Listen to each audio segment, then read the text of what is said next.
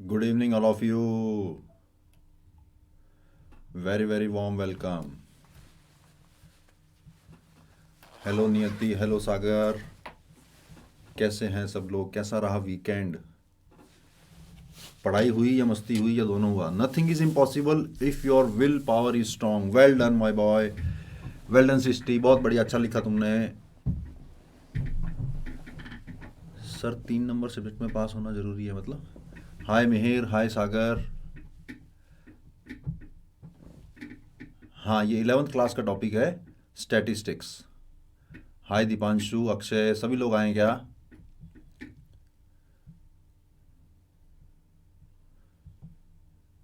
नमस्ते सर जी, कैसे हो? नमन, नवनीत भी आया है, सागर भी आया है, Aaron, Ayushmann, Nidhi, Suraj. Hi Suraj, how are you? Rishi, Rishidev, Rishikesh. Twelfth class के लिए इसलिए है क्योंकि ट्वेल्थ क्लास वाले बच्चे इस साल जेई का एग्ज़ाम देने वाले हैं ना बेटा. तो बेसिकली जेई मेंस का क्रैश कोर्स है. टॉपिक 11th क्लास का है. अरे वाह जवार, कैसे हो? हाय आशुतोष, एलन. हाँ, तीनों सब्जेक्ट में पास होना जरूरी है बेटा. जेई मेंस में तीनों सब्जेक्ट में पास होना जरूरी है. तीनों की इंडिविजुअल कट ऑफ भी होती है. मेंस में भी, एडवांस में भी. Hi Alan, how are you? Rushita, hi Rushita, good evening. Hi Siddharth. अब कुछ कुछ नाम मुझे याद होने लगे हैं, और जिनके नाम याद हुए हैं वो बच्चे अच्छा आंसर दे रहे हैं. क्लास में इंटरेक्टिव माहौल बना रखा है उन्होंने. अच्छे जवाब दे रहे हैं, अच्छी कोशिश कर रहे हैं. उनका रिजल्ट ज़रूर अच्छा आएगा जो बच्चे क्लास में इंटरेक्शन बढ़ा रहे हैं अपना.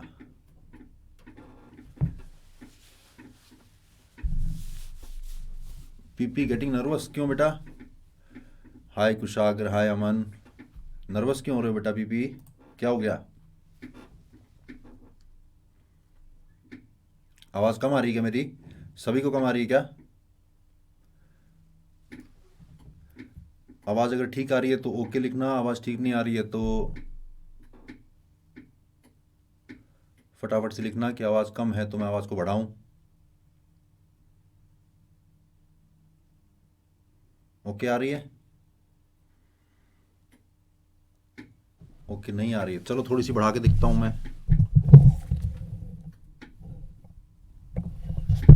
अब देखो जरा आप कैसी आ रही है. अब कुछ बेटर है क्या? किसने लिखा था आवाज़ कम आ रही है? अब बताओ बेटा, क्या ठीक आ रही है क्या? जे एडवांस के क्रैश कोर्स में बेटा अभी टाइम है. अभी तो मेंस फरवरी का मेंस होगा, फिर मार्च का होगा, फिर अप्रैल का होगा, फिर मई का होगा. 4 बार होने वाला जेई मेंस अभी. बेटर है, बेटर है. ओके चलो स्टार्ट करें फिर. Good evening all of you. I am Nitesh Jakhar. I welcome you all to Amazon academy. अपन कर रहे हैं crash course for targeted for February का जेई मेंस. बहुत सारे टॉपिक कवर हो चुके हैं, थोड़े बहुत टॉपिक बचे हैं. आज जो अपन टॉपिक करने वाले हैं दैट टॉपिक इज स्टैटिस्टिक्स. मैं कहूंगा मैथमेटिकल रीजनिंग के बाद ये सेकंड मोस्ट इंपॉर्टेंट चैप्टर, क्योंकि इसमें से क्वेश्चन पक्का आएगा और इसमें से जो क्वेश्चन आएगा वो करने लायक होगा, बड़ा आसान होगा. लेकिन वो क्वेश्चन कर तभी पाओगे जब आपके फंडामेंटल सारे क्लियर होंगे, कुछ प्रैक्टिस कर रखी होगी. इसलिए आज का लेक्चर बड़ा इंपॉर्टेंट है. बने रहना लास्ट तक. जेई मेंस के प्रीवियस ईयर के क्वेश्चन भी खूब सारे करेंगे और फंडामेंटल से भी सीखेंगे और जल्दी कैसे करना है वो भी सीखेंगे. ठीक है? कुछ best practice, join class on time and watch the complete lecture. बहुत ज़रूरी, बहुत ज़्यादा ज़रूरी. अगर क्लास मिस होती है तो रिकॉर्डिंग देख सकते हो. Revise previous class topic before coming to the class. Be polite with your peers and teachers on chat. Spam मत कीजिए, अनसिविलाइज लैंग्वेज मत यूज कीजिए. माई डाउट सेक्शन में आप कुछ पढ़ाई से रिलेटेड डाउट जो अभी अपन पढ़ रहे होंगे उससे रिलेटेड, या कोई मैंने कहा कि देखो ये अपन ने लास्ट क्लास में पढ़ा था वो आपने मिस किया हो, तो आप माई डाउट वाले सेक्शन में पूछ सकते हैं. ठीक है? क्रोम या फायरफॉक्स में चलाएंगे तो क्लास बड़ी स्मूथ चलेगी. एंड्रॉयड वर्जन 6 या अब में चलाएंगे तो क्लास बड़ी स्मूथ चलेगी. और आपके इंटरनेट की स्पीड अगर 5 Mbps या उससे ऊपर है तो क्लास बड़ी स्मूथ चलेगी. Good evening, good evening, good evening. चलिए फटाफट से डीपीपी डिस्कस कर लेते हैं. लास्ट क्लास में अपन ने कवर किया था पूरा का पूरा एप्लीकेशन ऑफ डेरिवेटिव. सारे टॉपिक उसके कवर कर लिए थे और बड़े अच्छे से कवर किए थे और आप लोगों ने बड़े अच्छे जवाब दिए थे. डीपीपी करी हो जरूर करनी चाहिए थी, बड़े अच्छे क्वेश्चन हैं। फटाफट से जरा डाउट पूछ लो, क्या क्या डाउट हैं डीपीपी में, लिखना जरा। सर यू रिकमेंड कॉनिक्स और कैलकुलस? बेटा जो इररिलेवेंट, आज की क्लास से जो इररिलेवेंट क्वेश्चन हो गए उनको मैं लास्ट के 5 मिनट में लूंगा, इसलिए बीच में इस तरह के सवाल बिल्कुल मत लिखना, ठीक है। हाय रणवीर। चलो डीपीपी को डाउट हो तो फटाफट लिखना जरा। क्वेश्चन नंबर 7, 6 और कोई डाउट? 6 और 7 दो क्वेश्चन पूछे हैं। चलिए थर्ड, 3, 6 और 7। चलो देखो जरा क्वेश्चन नंबर 3, अच्छा क्वेश्चन है। क्वेश्चन डाउट पूछा आपने 3, 6 और 7। क्वेश्चन नंबर 3 देखो जरा। Sir cone is inscribed in a sphere of given radius R. एक स्फीयर है अपने पास, उसके अंदर एक कोन बनाया गया है। एक बहुत ही काम की बात बता दूं मैं आपको, बच्चे अक्सर क्या करते हैं, इस कोन को 3D जैसा बनाते हैं ऐसा। उससे नुकसान होगा, फायदा कुछ नहीं होगा, उससे कंफ्यूजन बढ़ेगा। इसलिए 2D कोन बनाओ। इसका जो सेंटर है, सपोज ये वाली डिस्टेंस हो गई आर, ये वाली डिस्टेंस भी हो गई आर, यहां से परपेंडिकुलर डालूं, this is R, this is R. Slant height L मान ली मैंने। ये वाला एंगल अगर थीटा है तो ये समझते हो ना कि ये वाला एंगल 2 थीटा आ जाएगा, ठीक। वॉल्यूम होती है 1/3 पाई आर स्क्वायर एच। आर यानी कि कोन की रेडियस। ये कोन की रेडियस अगर ध्यान से देखोगे तो ये शायद एल साइन थीटा आ रही है, और हाइट अगर देखोगे तो एल कॉस थीटा आ रही है, एल कॉस थीटा, ठीक। तो ये बन जाएगा 1/3 पाई आर स्क्वायर का मतलब L square sine square theta, H का मतलब एल कॉस थीटा। लेकिन दिक्कत ये है कि एल और थीटा दोनों ही वेरिएबल हैं, तो हमें कोई एक वेरिएबल में कन्वर्ट करना है। तो ध्यान से अगर देखो तो ये वाला जो डिस्टेंस है उसमें से ये इतना पार्ट यहां से लेकर यहां तक, ये तो आर हो गया, प्लस ये वाला डिस्टेंस आर, ये वाला एंगल 2 थीटा, तो ये डिस्टेंस हो गया आर कॉस 2 थीटा। समझ रहे हो? तो R plus R cos 2 theta ये पूरी हाइट हो गई, और अपन ने ये पूरी हाइट मान रखी है एल कॉस थीटा के बराबर। आर कॉमन निकाला तो 1 plus cos 2 theta is equal to L cos theta. 1 plus cos 2 theta बन गया 2 कॉस स्क्वायर थीटा, और एक कॉस थीटा कैंसिल होगा तो बचेगा 2 R cos theta is equal to L. तो एल की वैल्यू आ गई अपने पास। अब चाहो तो आप एल की वैल्यू पुट कर दो, चाहो तो कॉस थीटा की वैल्यू पुट कर दो। कहां पर? इस वॉल्यूम में, इस वॉल्यूम में एल की वैल्यू पुट करोगे तो everything will convert into theta, और फिर dv बाई डी थीटा को जीरो कर देना, वहां से tan थीटा की वैल्यू आ जाएगी। tan थीटा की वैल्यू आएगी तो cos थीटा आ जाएगा, cos थीटा आएगा तो r बाई एल की वैल्यू पूछिए, वो बड़े आराम से आ जाएगी, ठीक। क्वेश्चन नंबर 6 देखते हैं फटाफट से। A tangent to this curve parallel to the x axis can be drawn at a point with abscissa 2,3। ये तो बड़ा आसान है यार, ये तो बड़ा आसान है। क्वेश्चन नंबर 6 तो बड़ा ही आसान है, समझना चाहिए था आपको कि क्या कह रहा है।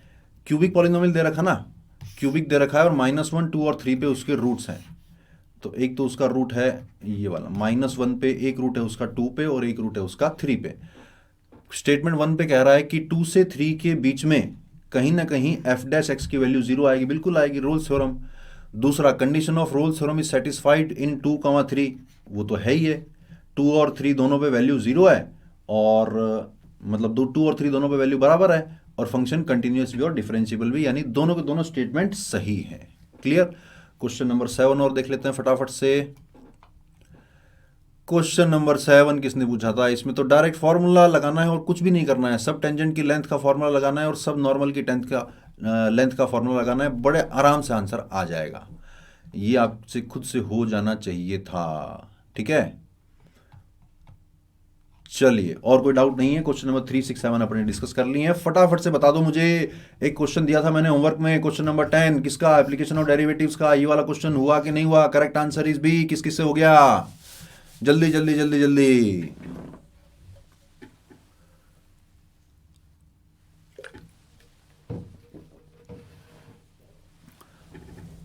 First try the easy questions, then try the medium questions.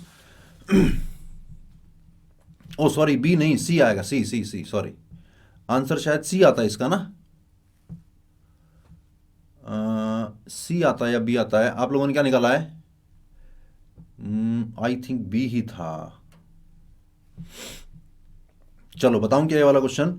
देखो, ये वाला क्वेश्चन बोलता है कि अगर आप कोई फंक्शन मानते f(x - gx), तो क्या एच डैश एक्स की वैल्यू कभी जीरो होगी क्या? तो चेक कर लो कि एफ जीरो माइनस जी जीरो कितना आ रहा है। एफ जीरो माइनस जी जीरो तो 4 माइनस 2 2 आ रहा है, और एफ वन माइनस जी वन कितना आ रहा है? एफ वन 10 है, जी वन 6 है, 10 माइनस 6 4 आ रहा है। तो एच एक्स में एच जीरो और एच वन की वैल्यू सेम नहीं आ रही है, इसका मतलब रोल्स थ्योरम अप्लाई नहीं होगी। हाँ, आई थिंक सी है आंसर। आई थिंक यहां पे गड़बड़ लिखा हुआ है, करेक्ट आंसर इज सी। हो जाएगा। क्लास करने में डाटा बहुत खर्च होता है, तो मैंने आज कुछ सेटिंग्स चेंज करी है, थोड़ी सी वीडियो क्वालिटी को लो किया है ताकि आपका डेटा कुछ कम कंज्यूम हो। आज आप ट्राई करके देखना, ठीक है। चलिए अब अपन बात करते हैं very very important topic, statistics. JEE mains में आता है, जेईई एडवांस में तो नहीं आता है, लेकिन जेईई मेंस में जब आता है तो क्वेश्चन बड़ा आसान होता है, गिवन कि आपको सारी चीजें समझ में आई हुई है और ध्यान में है, ठीक है। देखो, पहले अपन ये डिस्कस करते हैं कि यार स्टैटिस्टिकल एनालिसिस क्या है, क्यों जरूरत पड़ती है, किस तरह से काम में आता है, और जो अपन इस चैप्टर में पढ़ने वाले हैं उन सारी चीजों का इंपॉर्टेंस क्या है, सिग्निफिकेंस क्या है। डेटा जो भी है अपने पास, उस डेटा से हम कुछ कंक्लूजन निकालना चाहते हैं, कुछ क्या कहते हैं, इन्फ्रेंस निकालना चाहते हैं कि यार अच्छा ऐसा है तो ऐसा है, इस डेटा का क्या मतलब है, ये क्या सिग्निफाई कर रहा है। तो एक रॉ डेटा मैंने आपके सामने दिया है। सपोज आपके स्कूल में दो सेक्शन है, सेक्शन ए और सेक्शन बी, और जेईई मेंस 2020 पिछले वाले साल 21 सेक्शन 1 में भी 21 स्टूडेंट्स हैं और सेक्शन बी में भी 21 स्टूडेंट्स हैं। उन 21 स्टूडेंट्स के जेईई मेंस के मार्क्स आउट ऑफ 300, ये डेटा मैंने आपको दिया है। आपसे अगर पूछा जाए कि आपका स्कूल पार्टिसिपेट करने वाला है किसी ओलंपियाड में और किसी एक ही सेक्शन को भेजना है, और बेस्ड ऑन जेईई मेंस की परफॉर्मेंस, जेईई मेंस की परफॉर्मेंस के बेस पे आपको डिसाइड करना है कि सेक्शन ए वाले बच्चों को भेजा जाए या सेक्शन बी वाले बच्चों को भेजा जाए, तो बताओ जरा कौन सा सेक्शन सिलेक्ट करोगे एंड बेस्ड ऑन व्हाट, बताना जरा।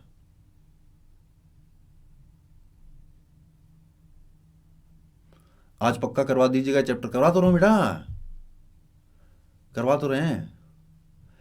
एवरेज मार्क्स से डिसाइड होगा, मीन से डिसाइड होगा, बिल्कुल ठीक बात है। सबसे पहला थॉट तो यही आता है कि यार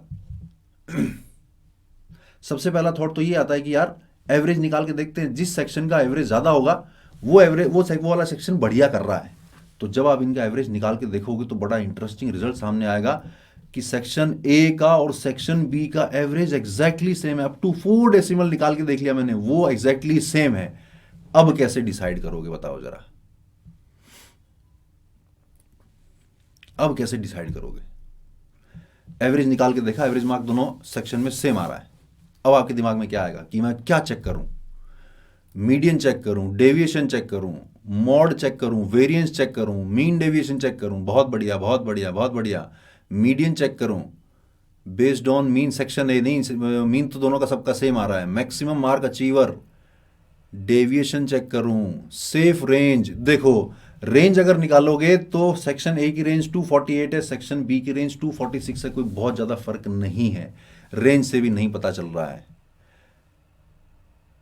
मीन से ज्यादा जिनके ज्यादा स्टूडेंट्स होंगे, स्टूडेंट दोनों में 21 है। देखो रेंज, रेंज जानते हो ना क्या होता है? Maximum value minus minimum value. वो भी निकाल के देखी तो उसमें भी कोई बहुत ज्यादा फर्क नहीं आ रहा, रेंज भी सेम सी आ रही है। स्टैंडर्ड डेविएशन निकाल के देखोगे उसमें भी कोई बहुत ज्यादा फर्क नहीं है। स्टैंडर्ड डेविएशन का मतलब जानते हो क्या? सिग्निफिकेंस जानते हो क्या?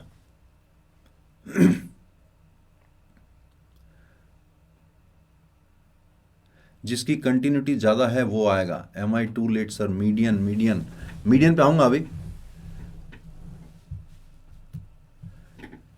चलो स्टैंडर्ड डेविएशन का सिग्निफिकेंस क्या है? अच्छा चलो मैं एक दूसरा क्वेश्चन पूछता हूं। सपोज सेक्शन ए का स्टैंडर्ड डेविएशन 10 होता सपोज, और सेक्शन बी का 80 होता, तो कौन से सेक्शन को भेजते? जल्दी से बताना जरा, जल्दी से बताना जरा। सेक्शन ए का स्टैंडर्ड डेविएशन अगर 10 होता और सेक्शन बी का स्टैंडर्ड डेविएशन 80 होता, तो कौन से वाले सेक्शन को भेजते? कुछ बच्चे कह रहे हैं बी को, कुछ बच्चे कह रहे हैं ए को। A A A A A B B B B B. देखो स्टैंडर्ड डेविएशन का मतलब क्या है, मैं आपको चैट को ऑफ कर देता हूं थोड़ी देर। अगर स्टैंडर्ड डेविएशन 10 होता तो मैं सेक्शन ए को प्रेफर करता। क्यों? स्टैंडर्ड डेविएशन का मतलब है कि जो बीच का सा जो डेटा है उससे बिखराव कितना ज़्यादा है, कितना ज़्यादा डेटा बिखरा हुआ है। जैसे एग्जाम्पल के तौर पर सपोज आपने रोहित शर्मा और विराट कोहली की बैटिंग एवरेज निकाली और दोनों मान लो 50 आ गई, फिर आपने स्टैंडर्ड डेविएशन निकाला, तो रोहित शर्मा का स्टैंडर्ड डेविएशन सपोज 40 आया और विराट कोहली का स्टैंडर्ड डेविएशन 10 आया। इसका सिग्निफिकेंस क्या है? इसका सिग्निफिकेंस ये है कि विराट कोहली के जो भी इनिंग्स हैं वो ऐसा नहीं है कि एक बार 200 मार दिए एक बार 0 मार दिए, कंसिस्टेंसी ज़्यादा है, मतलब डेविएशन कम है, यानी डेटा में बिखराव कम है। मैक्सिमम डेटा 50 के आसपास ही है, यानी कि वो जब भी विराट कोहली जब भी बैटिंग करने आता है तो ठीक ठाक रन बना लेता है। जबकि रोहित शर्मा की खास बात क्या होगी बेस्ड ऑन दिस डेटा, कि कभी तो वो 200 मार देता है, कभी वो 0 मारता है, इसलिए उसका स्टैंडर्ड डेविएशन ज़्यादा है, उसका डेटा ज़्यादा बिखरा हुआ है। इस तरफ भी बहुत ज़्यादा है, इस तरफ भी बहुत ज़्यादा है मीन वैल्यूज से। इसलिए सपोज अगला मैच ऑस्ट्रेलिया से होने वाला है और आपको कहा जाए कि विराट कोहली और रोहित शर्मा में से किसी एक को सिलेक्ट करो, तो डेफिनेटली विराट कोहली को सिलेक्ट करेंगे, क्योंकि चांसेस ज़्यादा हैं कि वो 40-50 रन तो बना ही देगा। अगला मैच सोचो बांग्लादेश से है और दोनों में से किसी एक को सिलेक्ट करना है, एक ही जगह है, तो रोहित शर्मा को सिलेक्ट करेंगे। क्यों? क्योंकि हमें पता है कि बांग्लादेश से जीतने के चांसेस ज़्यादा हैं इंडिया के। अगर इनमें से कोई बैट्समैन चला नहीं तो भी जीत तो जाएगी इंडिया। कल को अगर रोहित शर्मा चल गया तो 200 भी बना सकता है, बड़े मार्जिन से जीतेगी। तो इसलिए हम अलग अलग तरह के डेटा इंटरप्रिटेशन, अलग अलग तरह की average, range, standard deviation, mean, mod, median, deviation from the mean, deviation from the median, ये सारी चीज़ें निकालते हैं ताकि हम कुछ जजमेंट लगा सकें, कुछ एनालिसिस कर सकें। तो फिलहाल अपन इस क्वेश्चन में ये बात कर रहे थे कि सेक्शन ए का स्टैंडर्ड डेविएशन अगर 10 होता, इसका मतलब उसके जो बच्चे हैं उनका मार्क्स आपस में काफ़ी गुथे हुए हैं, लगभग सबके बराबर से मार्क्स हैं, बिखरे हुए नहीं हैं। इसलिए, लेकिन फिलहाल 10 है नहीं, फिलहाल है उसका स्टैंडर्ड डेविएशन 76 और इसका है 80। तो हम इसके बेसिस पे भी बहुत ज़्यादा अच्छा जजमेंट कर नहीं पा रहे हैं। मान लो मीन डेविएशन निकालते अबाउट द मीन, वो भी दोनों का लगभग सेम सा आ रहा है, ये मैंने निकाल के डेटा यहां पे डाला है। मान लो अगर अपन मीडियन निकालते तो पहले का मीडियन 120 है, दूसरे का मीडियन 89 है। अब मुझे बताना कि अब मैंने बहुत सारे चीजें निकाल के आपके सामने रख दी है, अब मुझे बताना कि अब आप कौन से सेक्शन को भेजना चाहोगे फॉर एन ओलंपियाड।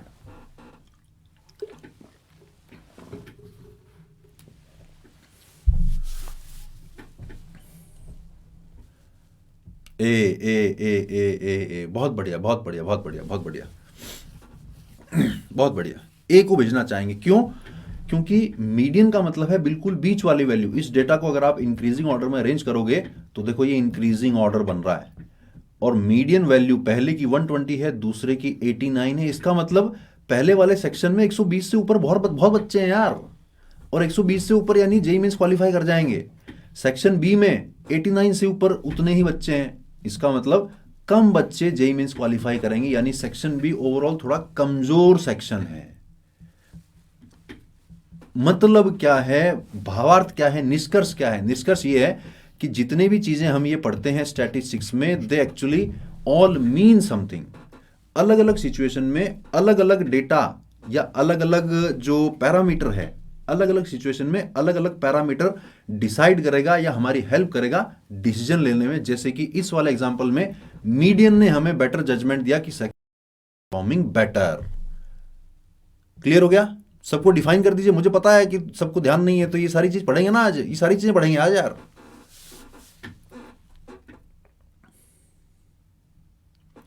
चलिए, क्लियर हुआ ना कि स्टैटिस्टिक्स एनालिसिस अपन क्यों करते हैं। आगे बढ़ते हैं, चलो अब फटाफट से अपन बात करते हैं जो भी अपन ने बातें करी है, mean, mod, median, deviation, standard deviation, variation, वो सारी बातें अपन क्लियर कर लेते हैं, कवर कर लेते हैं। मीन क्या होता है? मीन होता है एवरेज, यानी कि सबको ऐड कर दो और एन से डिवाइड कर दो, डिनोट करते हैं इसको एक्स बार से। ये तो बात हुई अनग्रुप डेटा की। अनग्रुप डेटा कैसा? यही वाला डेटा जो बिल्कुल बिखेर के दे दिया है हमको, ऐसे के लिए आप सबको जोड़ दो, एन से डिवाइड कर दो। बाई चांस अगर फ्रीक्वेंसी डिस्ट्रीब्यूशन दे रखी हो तो उसका मतलब क्या है? फ्रीक्वेंसी डिस्ट्रीब्यूशन का मतलब है कि सपोज ये xi की वैल्यू और इसकी फ्रीक्वेंसी है, और ये 2 और ये 3 है। इसका मतलब ये जो 2 है ये 3 बार दिख रहा है डेटा में। तो जब हम मीन निकाल रहे होंगे तो 2 को 3 बार ऐड कर रहे होंगे, यानी बेसिकली 2 को 3 से मल्टीप्लाई कर रहे होंगे, यानी कि हर डेटा अपनी फ्रीक्वेंसी से मल्टीप्लाई हो जाएगा। और नीचे जो टोटल नंबर ऑफ ऑब्जर्वेशन होता है वो सारी फ्रीक्वेंसीज को ऐड कर दो तो वो उतना ही तो आ जाएगा। तो फ्रीक्वेंसी डिस्ट्रीब्यूशन दे रखा हो तो directly sigma x I F I divided by N, बिल्कुल भी मुश्किल नहीं है मीन। क्लियर है? आगे चले। मीन में तो कोई दिक्कत नहीं आनी चाहिए, मीन तो बड़ा आसान होता है। दूसरी एक बड़ी बात, एक सवाल पूछा है मैंने आपसे, क्या what happens to the average marks of class if 5 marks are deducted from each student score? जल्दी से जवाब देना जरा। अगर आपकी क्लास के सब बच्चे के 5-5 नंबर काट लिए जाएं तो एवरेज पे क्या फर्क पड़ेगा?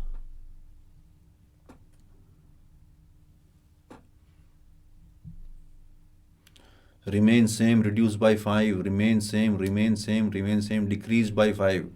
सेम कैसे रह सकता है यार? सेम कैसे रह सकता है? कैसे रह सकता है सेम? सबके 5-5 नंबर कट गए यार। चलो सीधा सा एग्जांपल ले लो, सपोज सबके 100 में से 100 नंबर आए थे सपोज, तो एवरेज भी तो 100 ही रहा होगा। अब सबके 5-5 नंबर काट लिए तो सबके 95 मार्क्स आ गए, तो अब एवरेज कितना आया? 95 हो गया ना यार। यानी सबके अगर 5-5 नंबर काट लोगे तो एवरेज 5 नंबर कम हो जाएगा। This trick is very very helpful, जिस ट्रिक का नाम है अज्यूम्ड मीन मेथड। क्या करूंगा मैं, अगर मेरे पास बड़े बड़े डेटा हैं, या मान लो ऐसा कोई डेटा है 51, 59, 58, सुनते जाना ध्यान से, 54 और 52, इनका अगर मुझे कोई मीन निकालने को बोले तो सर सिंपल है, सबको ऐड कर दो, 51 से लेकर इन सबको ऐड कर दो और 5 से डिवाइड कर दो। अरे मेरे भाई, इनको ऐड करने में जान निकल जाएगी यार, टाइम लगेगा। तो मैं क्या करता हूं, मैं सबके 50 नंबर घटा देता हूं, सबके 50 नंबर घटा देता हूं। तो अब नंबर बचे 1, 9, 8, 4 और 2। इनका मीन निकालना बड़ा आसान है। इनका मीन निकालने के बाद जो मैंने 50 नंबर सबके काटे थे ना, 50 वापिस ऐड कर दूंगा तो मेरे पास एक्चुअल मीन आ जाएगा। समझे कि ना समझे बताना जरा। यही है अज्यूम्ड मीन मेथड। समझा ना तू? जल्दी बताना।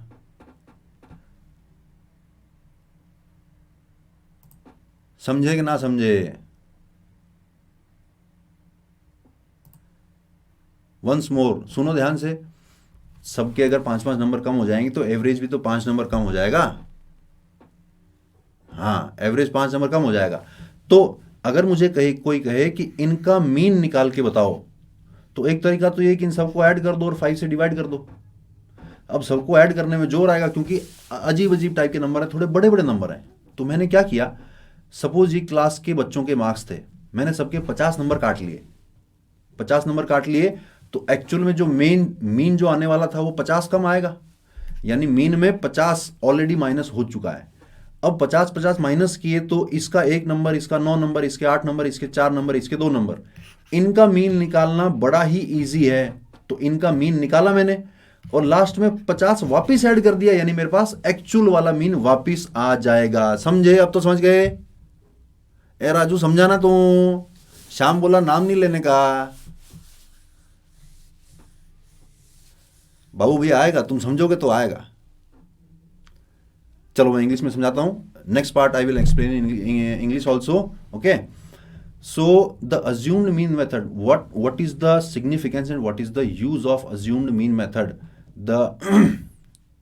For finding average of large numbers, let's reduce all the entries by a certain number, find their mean and finally add the same number to this mean to get the actual mean.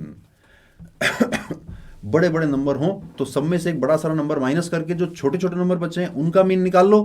उनका mean निकाल के जो number minus किया तो उसको वापस add कर दो। क्लियर? क्या डाउट है बेटा तुम्हारा? एग्जाम्पल से समझाया ना अभी यार। मीन में थोड़ी दिक्कत आती है बच्चों को, मीन तो इतना आसान है। अरे V K tell my doubt, tell my doubt. तुम्हारा डाउट क्या है बेटा? डाउट तो लिख दे।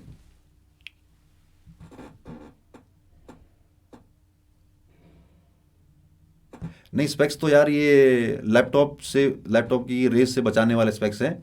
आंखें मेरी बहुत जोरदार, एकदम टना आंखें मेरी। ओपी क्या होता है यार? पता नहीं क्या क्या डाउट पूछ रहे हो यार। चलो चैट को ऑफ करना पड़ेगा मुझे लग रहा है। मेरा ध्यान जा रहा है आपकी चैट की तरफ। आधा घंटा 20 मिनट तो वैसे ही बीत चुके हैं यार। तो एज्यूम्ड मीन मेथड अगर करोगे तो बुक्स में अगर देखोगे तो आपको इस तरह की बड़ी बड़ी टर्म्स दिखाई देंगी। ये बड़ी बड़ी टर्म्स सिर्फ आपको कंफ्यूज करने के लिए और कुछ नहीं है। What you can do, just reduce all the numbers by a certain number, एक सर्टेन नंबर से उसको कम कर दो। सपोज आपने हर नंबर को ए से कम किया, मीन निकाला, लास्ट में ए वापस जोड़ दिया तो एक्चुअल मीन आ जाएगा। This is assumed mean method, this is a shortcut trick for finding mean of large numbers. Okay, step deviation method, suppose इस तरह के नंबर थे, what will happen to the average marks of class if the marks of each student become half of the original value? Let me see your answers. अगर मैं सब students के marks half कर दूं तो एवरेज पे क्या फर्क पड़ेगा?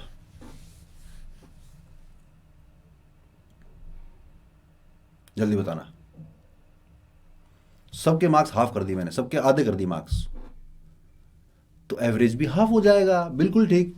तो क्यों ना हम इस ट्रिक का इस्तेमाल करें? क्या? The average will become half of its original value.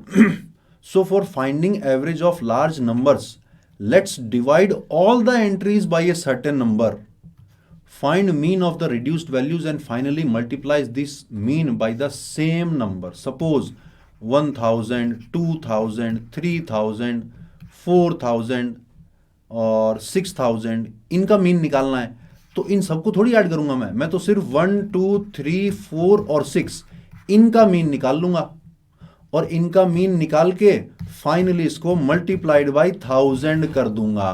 क्यों?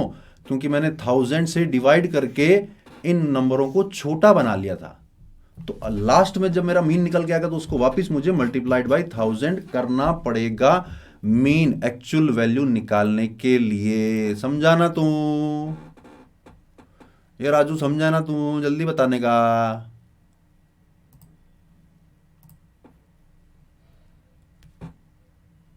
Clear? Yes yes yes yes, चलो आगे। तो ये जो बुक्स में इस तरह का बड़ा सारा फॉर्मूला दिया होता है, ये है कुछ नहीं, ध्यान से देखना क्या है ये, इसको समझाने जा रहा हूं मैं। हर वैल्यू में से कोई नंबर माइनस किया, यानी हर बच्चे के कुछ नंबर काट लिए, किसी एक नंबर से डिवाइड किया, तो ऐसा करने के बाद दो एक्टिविटी करनी पड़ेगी। एक तो उसी नंबर से वापस मल्टीप्लाई करना पड़ेगा, और जो नंबर माइनस किया था वो वाला नंबर वापस ऐड करना पड़ेगा। यही प्रोसीजर है और कुछ नहीं है। तो ये जो अज्यूम्ड मीन मेथड और स्टेप डेविएशन मेथड है, these are basically shortcut tricks for finding mean when the numbers are very large. Got it? चलो करो जरा ये क्वेश्चन, जेईई मेंस 2015 का बड़ा interesting question. The mean of data set comprising of 16 observations is 16। If one of the observations valued 16 is deleted and 3 new observations valued 3, 4 and 5 are added to the data, then the mean of the resultant data is. Yes beta, you can download the notes of this class. Don't worry. Right now I request you to focus on the questions and the theory which I am explaining.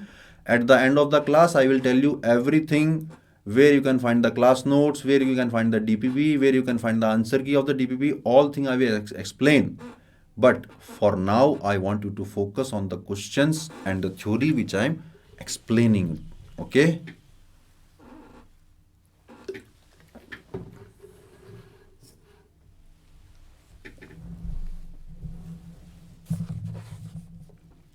उत्कर्ष का 14 आया है। Well done उत्कर्ष। उत्कर्ष ने पहली बार में सही जवाब निकाल दिया।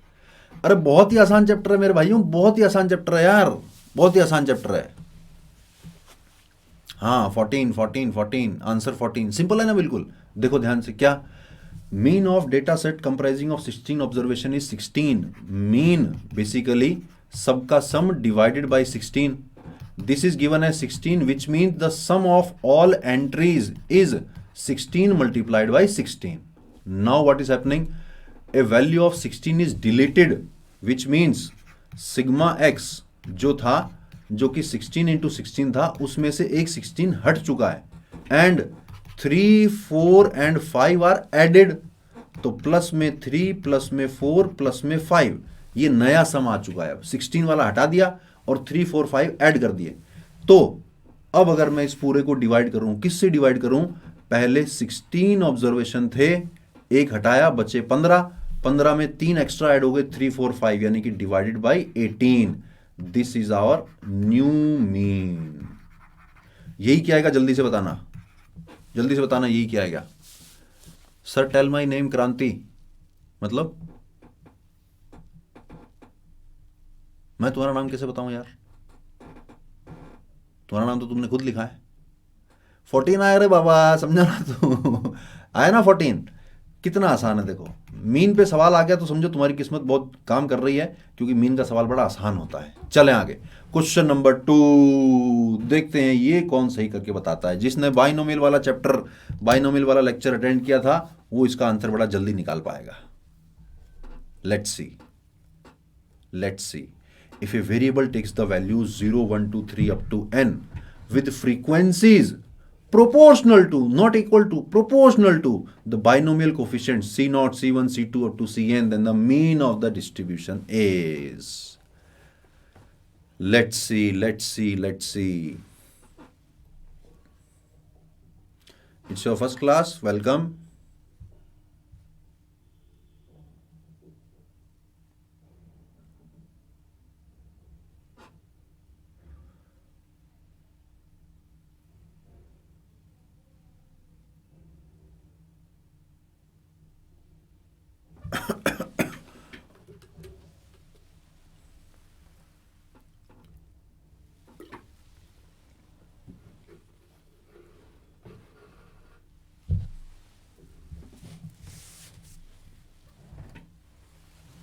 प्रीवियस स्लाइड पूछी थी किसी ने, दिखा दी है मैंने।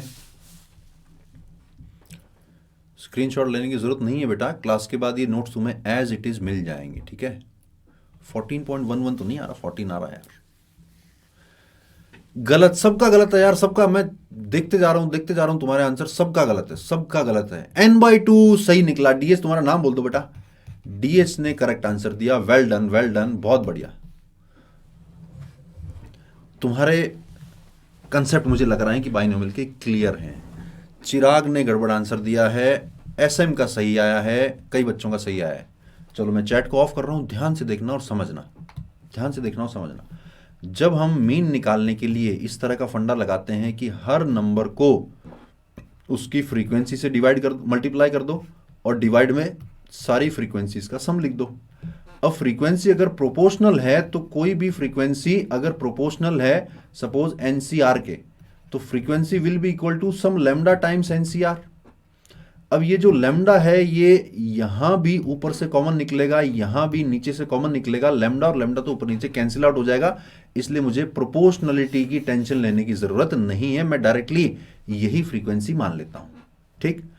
तो अगर sigma x I F I यानी ऊपर वाला पार्ट अगर मैं निकालना चाहूं तो वो क्या आएगा? 0 into C0, 1 into C1, 2 into C2 up to n into Cn। इसका शॉर्टकट ट्रिक बताई थी मैंने। इसको s मान लो और इसको उल्टा करके एक बार दोबारा लिख दो, NCn। उससे पहले n-1 Cn-1, चलते चलते लास्ट में ये वाली बिल्कुल लास्ट में आ जाएगी, यानी कि 0C0 आ जाएगा। क्या किया मैंने जो S 0C0, 1C1, 2C2, 3C3 up to NCn जो लिखा था ना, उसको मैंने उल्टा करके लिख दिया है।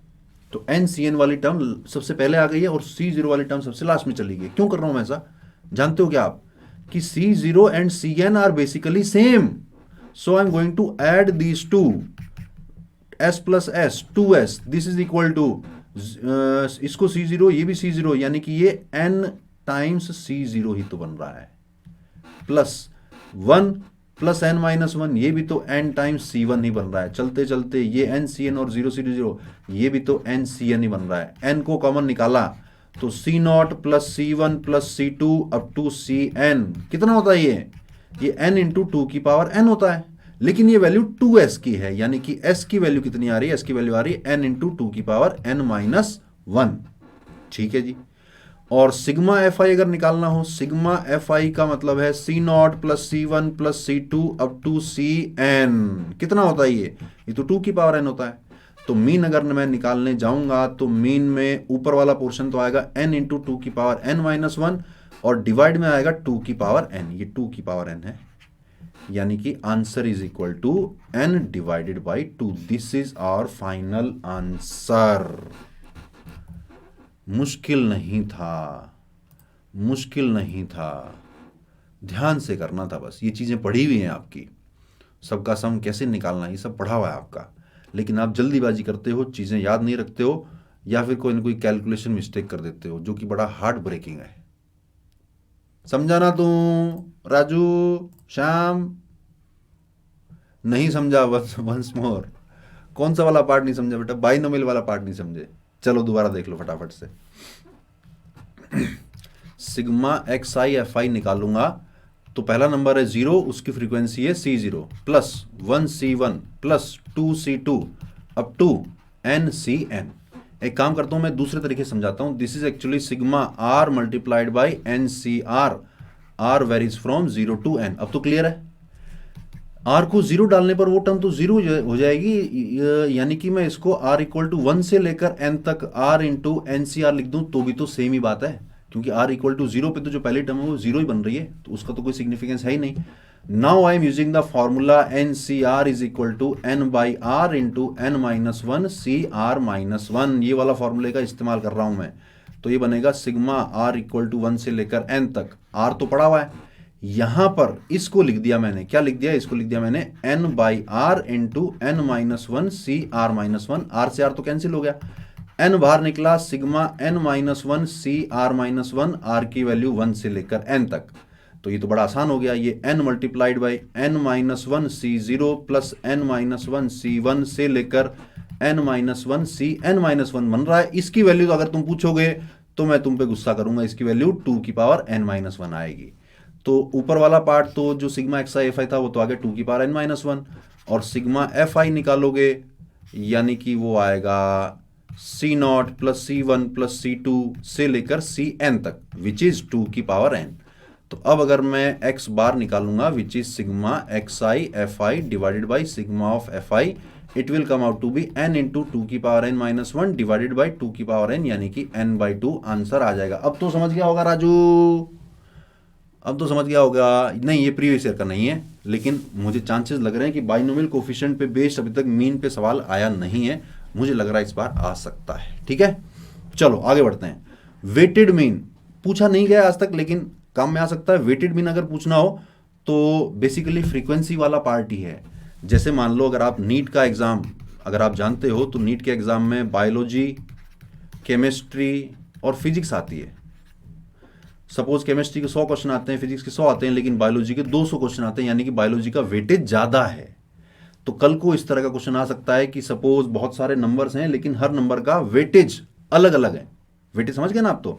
तो weightage is basically same as frequency. जहां जहां अपन sigma x I F i करते थे वहां पर सिग्मा एक्स आई डब्ल्यू आई कर देना, हर एक का वेटेज से मल्टीप्लाई कर देना, और डिवाइड में सिग्मा एफ आई की बजाय सिग्मा डब्ल्यू आई यानी वेटेज से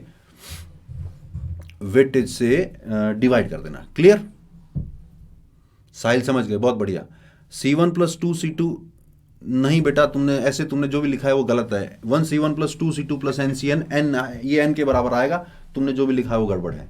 weighted mean not so important, लेकिन आपको ध्यान रहना चाहिए कि ये फ्रीक्वेंसी की तरह ही है। वेटेड एवरेज अगर निकालना हो, वेटेड मीन अगर निकालना हो तो फ्रीक्वेंसी जगह उसका वेट डाल देना, सारा काम सेम बन जाएगा। ठीक। कंबाइंड मीन, ये बड़ा इंपॉर्टेंट है। कंबाइंड मीन, सपोज 2 डेटा है, या यूं मान लो कि सेक्शन ए इसका कुछ अलग से डेटा है, सेक्शन बी इसका भी कुछ अलग से डेटा है। पूरी क्लास का अगर कंबाइंड मीन निकालना हो तो n1 into x1 bar plus n2 into x2 bar divide by n1 plus n2। तो कितना सिंपल है यार, कितना सिंपल है। इसको एक्सप्लेन करने की जरूरत अगर है, इसको एक्सप्लेन करने की जरूरत है तो यस लिखना, नहीं तो लिखना सर क्वेश्चन कराओ जल्दी से। कंबाइंड मीन को एक्सप्लेन करने की जरूरत हो तो यस लिखना, नहीं तो लिखना क्वेश्चन। तो अपन क्वेश्चन करते हैं इसके ऊपर। Question question question question question question question question. Clear? लो फिर क्वेश्चन करो ये वाला जेईई मेंस 2007 का। इतना आसान सवाल कि 9वीं क्लास के बच्चों को भी दे दूंगा तो भी कर लेगा। लेकिन मुझे पूरा पूरा भरोसा है कि आप में से लगभग 70% बच्चे सही जवाब निकालेंगे और 20% बच्चे गलत जवाब निकालेंगे। I am sure. करो जरा यस, मतलब दोबारा एक्सप्लेन कर दूं? चलो दोबारा देख लो भैया। सपोज क्लास नहीं, सपोज सेक्शन, बाकी बच्चे क्वेश्चन करना, जिसको समझ नहीं आया वो दोबारा देखना। सेक्शन ए में 20 स्टूडेंट्स थे और उनके एवरेज मार्क्स थे 50। सेक्शन बी में सपोज 25 स्टूडेंट्स हैं और उनके एवरेज मार्क्स हैं सपोज 60। आपको पूछा जाए कि होल क्लास के एवरेज मार्क्स क्या हैं, तो होल क्लास के एवरेज मार्क्स निकालने का मतलब कि पूरी क्लास के सारे मार्क्स ऐड कर दो divided by number of students in the whole class. तो नीचे तो पता है हमें कि 50 नहीं सॉरी, नीचे तो पता है हमें कि 20 + 25 आएगा। पूरी क्लास में कितने बच्चे हुए? पूरी क्लास में 20 + 25 बच्चे हो गए। और यहां जो सबका सम निकालना है, यहां पर x bar is equal to sigma x I divided by number of students. तो नंबर ऑफ स्टूडेंट्स को अगर मैं x बार से मल्टीप्लाई कर दूं तो सारे स्टूडेंट्स के मार्क्स का सम निकल जाता है। तो ये sigma X of section A plus sigma X of section B, यही तो बात है। अब सबके नंबर, टोटल नंबर कितने आए सेक्शन ए में?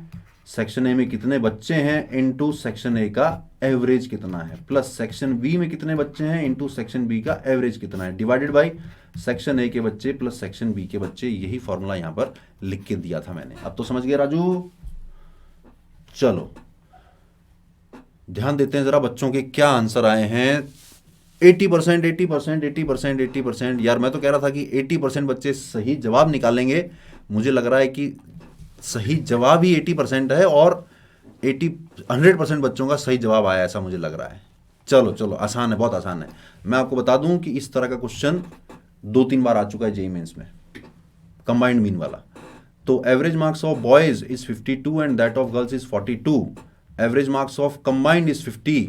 तो combined average is equal to number of girls into average of girls plus number of boys into average of boys divided by number of girls plus number of boys. यही लगाना है।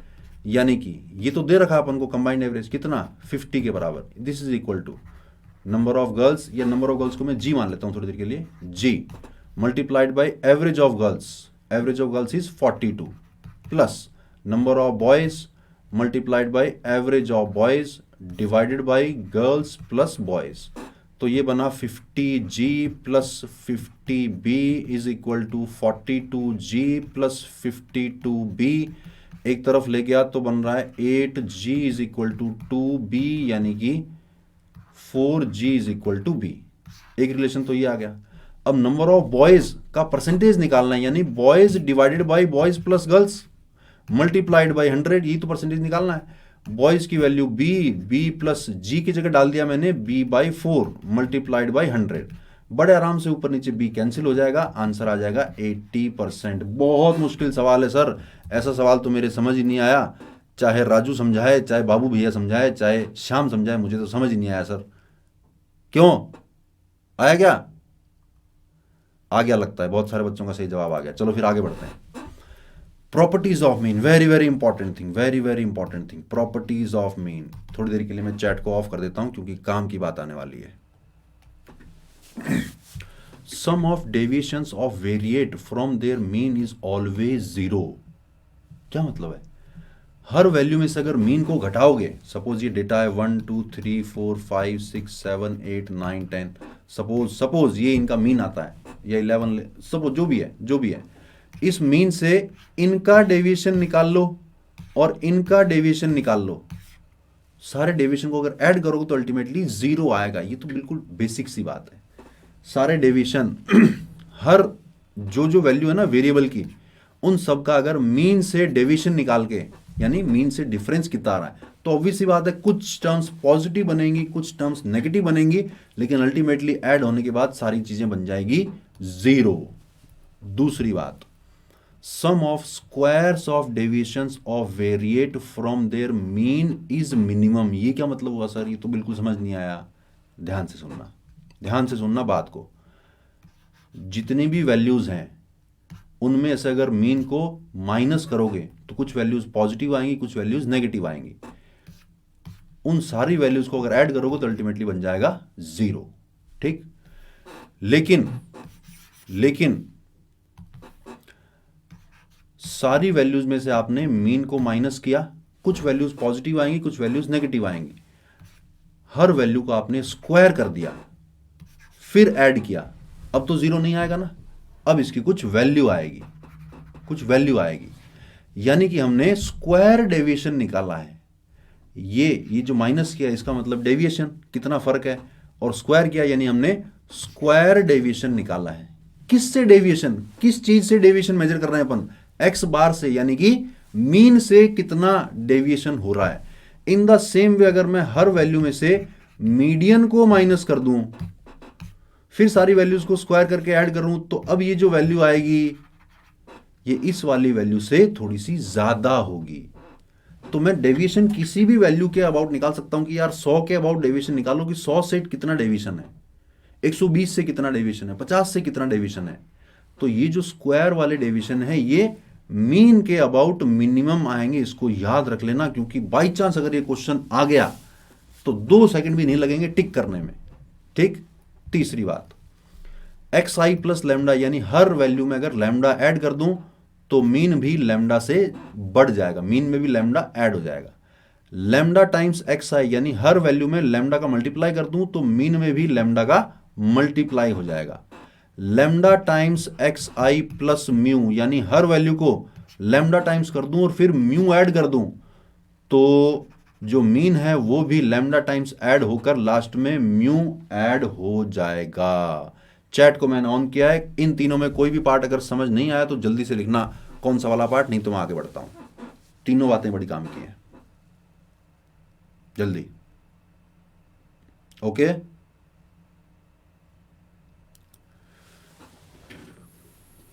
Property 2 third, second part repeat. Second part ये बोलता है कि देखो हर बच्चे के जितने भी मार्क्स आए हैं उसमें से अगर मीन को माइनस करोगे तो कुछ पॉजिटिव वैल्यूज आएंगी, कुछ नेगेटिव वैल्यूज आएंगी। उन सारी वैल्यूज को अगर मैं स्क्वायर कर दूं, उन सबको ऐड करूं और n से डिवाइड करूं तो कुछ वैल्यू आएगी। इन द सेम वे हर बच्चे के मार्क्स में से अगर मैं मीडियन माइनस कर दूं, फिर सारी वैल्यूज को स्क्वायर करके ऐड करके उनका एवरेज निकालूं, इन द सेम वे हर बच्चे के मार्क्स में से मैं मॉड को माइनस करूं, सबका स्क्वायर करके ऐड करके n से डिवाइड करूं तो हर बार कुछ अलग अलग वैल्यूज आएंगी। इन सारी वैल्यूज में से मिनिमम ये वाला होगा। कब? जब हमने हर किसी का जो डिफरेंस है वो मीन से लिया है। अब क्लियर? आ गया, दिव्यांश को आ गया। थर्ड पार्ट तो बड़ा आसान है यार, ये थर्ड पार्ट की तो बिल्कुल स्टार्टिंग में बात करी थी अपन ने। थर्ड पार्ट क्या बोलता है कि हर क्लास के हर बच्चे में अगर लैम्डा नंबर फालतू दे दिए तो मीन भी लैम्डा बढ़ जाएगा। हर बच्चे के मार्क्स अगर मैंने लैम्डा टाइम्स कर दिए, डबल कर दिए, तो मीन भी डबल हो जाएगा। हर बच्चे के मार्क्स अगर मैंने डबल कर दिए यानी लैम्डा टाइम्स कर दिए और फिर 5-5 मार्क्स फालतू और दे दिए तो मीन भी लैम्डा टाइम्स होकर 5 एक्स्ट्रा हो जाएगा। क्लियर? चलो आगे। मीडियन के बारे में कुछ बताना है या क्लियर? आपको मीडियन बड़ा आसान है, बहुत बेसिक सी डेफिनेशन है कि आप इंक्रीजिंग ऑर्डर में लगाओ और जो बिल्कुल बीच वाला डेटा होता है that is called median. Median को डिटेल में एक्सप्लेन करूं या क्वेश्चन पे चलूं सीधा? जल्दी से बताना। मीडियन में से डिफरेंस लेंगे तब भी जीरो आएगा? नहीं, जीरो नहीं आएगा। मीडियन के अबाउट जीरो नहीं आएगा, मीडियन के अबाउट जीरो नहीं आएगा, सिर्फ मीन के अबाउट जीरो आएगा। बता दूं तो देखो, जब डेटा आपको दे रखा है तो डेटा को आप असेंडिंग ऑर्डर यानी इंक्रीजिंग ऑर्डर में अरेंज करो और जो मिडिल वैल्यू है वो बन जाएगी उसका मीडियन। जैसे ये वाला डेटा दिखाया था ना आपको, ये वाला देखो इंक्रीजिंग ऑर्डर में लगाया मैंने, इंक्रीजिंग ऑर्डर में, और जो बिल्कुल मिडिल वैल्यू है this is median of the data. Median का सिग्निफिकेंस ये है कि ये डेटा को 50-50 में डिवाइड कर रही है कि आधे लोग इससे कम नंबर लाए हैं, आधे लोग इससे ज्यादा नंबर लाए।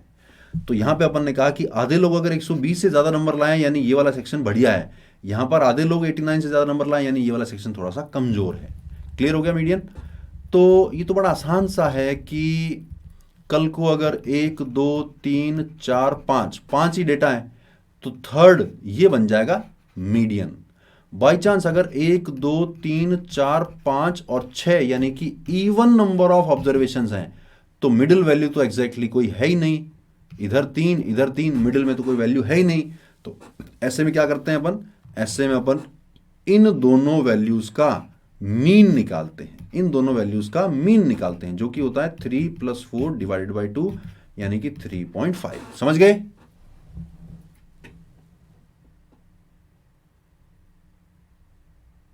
चलो आगे।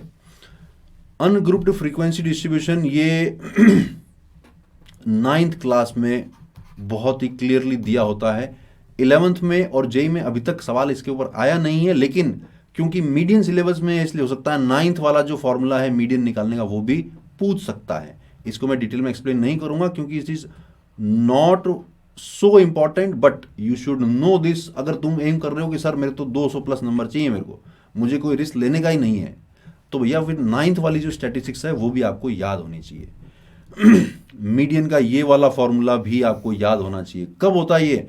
जब ग्रुप्ड फ्रीक्वेंसी डिस्ट्रीब्यूशन होती है। सर ये स्टैटिस्टिक्स तो ना 9th में भी बोरिंग लगती थी, 10th में भी बोरिंग लगती थी, 11th में भी बोरिंग लगती थी, अब जेई देने जा रहे हैं तो भी बोरिंग लग रही है। तो बोरिंग मत लगाओ इसको, एक काम करो, इतना इंपॉर्टेंट नहीं है, नॉट सो इंपॉर्टेंट, लेकिन क्योंकि मीडियन सिलेबस में है तो हो सकता है 9th क्लास में जो मीडियन निकालने का फॉर्मूला सीखा था हमने वो बाई चांस काम में आ जाए, इसलिए मैंने आपको शीट में नोट्स में लिख के दे दिया है। याद करोगे तो पक्का फायदा होगा, नहीं याद करोगे तो काम 99.9999% चल जाएगा, क्योंकि आज तक जेईई मेंस में इस पे सवाल पूछा नहीं गया है। ठीक है। करो जरा क्वेश्चन नंबर 4 जो कि है जेईई मेंस 2003 का। बहुत ही आसान सवाल है, हार्डली 1 मिनट लगना चाहिए।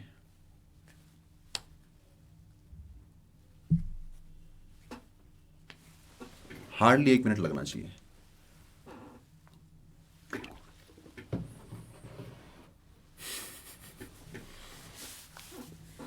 डीके पूछ रहा है सर कोई मैजिक ट्रिक है क्वेश्चंस के लिए? हाँ मैजिक ट्रिक है बेटा, ऐसे से हाथ को मलो, फूंक मारो, क्वेश्चन आंसर आ जाएगा।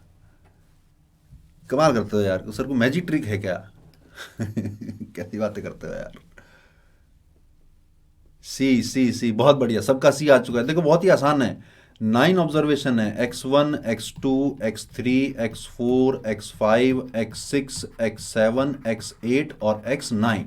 तो पता है हमें कि मीडियन जो है, मीडियन तो ये मिडिल वैल्यू हो जाएगी ना, क्योंकि इधर भी 4 डेटा हैं, इधर भी 4 डेटा हैं, तो ये तो बन गया मीडियन। अब क्या कह रहा है? लार्जेस्ट 4 ऑब्जर्वेशन आज इंक्रीज्ड बाय 2। इसको बढ़ा दिया, इसको बढ़ा दिया, इसको बढ़ा दिया, इसको बढ़ा दिया, बढ़ाओ बोले। मीडियन तो अभी भी x5 ही बना रहेगा, इस यानी कि मीडियंस रिमेन्स अनचेंज। कितने आसान सवाल आते हैं जेईई मेंस में यार, कितने आसान सवाल, फ्री के 5 नंबर आते हैं। चलो आगे। Mod is the value that appears most frequently in A data set. सबसे ज्यादा बार कौन सा डेटा अपीयर हुआ, दैट इज मॉड। इतना जान लोगे काम चल जाएगा। लेकिन बाई चांस अगर अनग्रुप्ड फ्रीक्वेंसी डिस्ट्रीब्यूशन या फिर ग्रुप्ड फ्रीक्वेंसी डिस्ट्रीब्यूशन और या फिर ग्रुप्ड फ्रीक्वेंसी डिस्ट्रीब्यूशन अगर दिखा आपको, तो इस तरह का फॉर्मूला काम में लेना पड़ सकता है। बहुत बहुत बहुत बहुत बहुत ही कम चांसेस हैं कि ये वाला फॉर्मूला आपको काम में लेना पड़े। 99.999999% चांसेस ये हैं कि आपका डेफिनेशन से काम चल जाएगा कि मॉड क्या होता है। मॉड होता है जो डेटा सबसे ज्यादा बार अकर हुआ। ठीक, अगर फ्रीक्वेंसी दे रखी है तो ऑब्वियस सी बात है कि जिस डेटा की फ्रीक्वेंसी मैक्सिमम है वही तो सबसे ज्यादा बार आया होगा, तो वो मॉड बन गया। और अगर आपको इस तरह का डेटा होता है 0 से 10 उसकी फ्रीक्वेंसी 5 है, फिर 10 से 20 उसकी फ्रीक्वेंसी 10 है, इस तरह का डेटा जब दिया होता है जैसा 9th और 10th में होता था, तो आपको फॉर्मूले का इस्तेमाल करना पड़ता है। For the sake of completion मैंने ये फॉर्मूला आपके सामने लिख दिया है। जेईई में अभी तक काम नहीं आया है, आना भी नहीं चाहिए, 99.99% श्योर हूं मैं। ठीक, चलो आगे कर दो फटाफट से क्वेश्चन। बड़ा इंटरेस्टिंग सवाल, लेकिन अब की बार ये जेईई मेंस का नहीं है, ये जेईई 1982। हालांकि उस टाइम भी इस एग्जाम का नाम जेईई मेंस ही हुआ करता था, but that time JEE mains का मतलब होता था सब्जेक्टिव वाला पेपर, और आज जो जेईई मेंस इसको बोलते हैं, उस टाइम वो जेईई स्क्रीनिंग नाम से हुआ करता था। फिलहाल क्वेश्चन ये है कि variable takes values x with frequency n plus X minus 1 C X की वैल्यू दे रखी है, the mode of the variable is. बिल्कुल फंडामेंटल डेफिनेशन पे बेस्ड सवाल है, अगर आप कर दोगे तो मेरी तरफ से शाबाशी।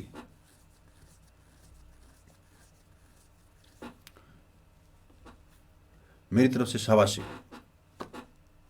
ये क्वेश्चन जो जो कर देगा मेरी तरफ से शाबाशी है। बड़ा इंटरेस्टिंग सवाल है, मेरे जमाने का नहीं यार, ये सवाल मेरे भी पैदा होने से पहले आया हुआ है। पर हाँ, मेरे जमाने में जेईई मेंस और जेईई स्क्रीनिंग हुआ करता था। Mod of the variable is 2n minus 1 cn, नहीं नहीं नहीं नहीं नहीं,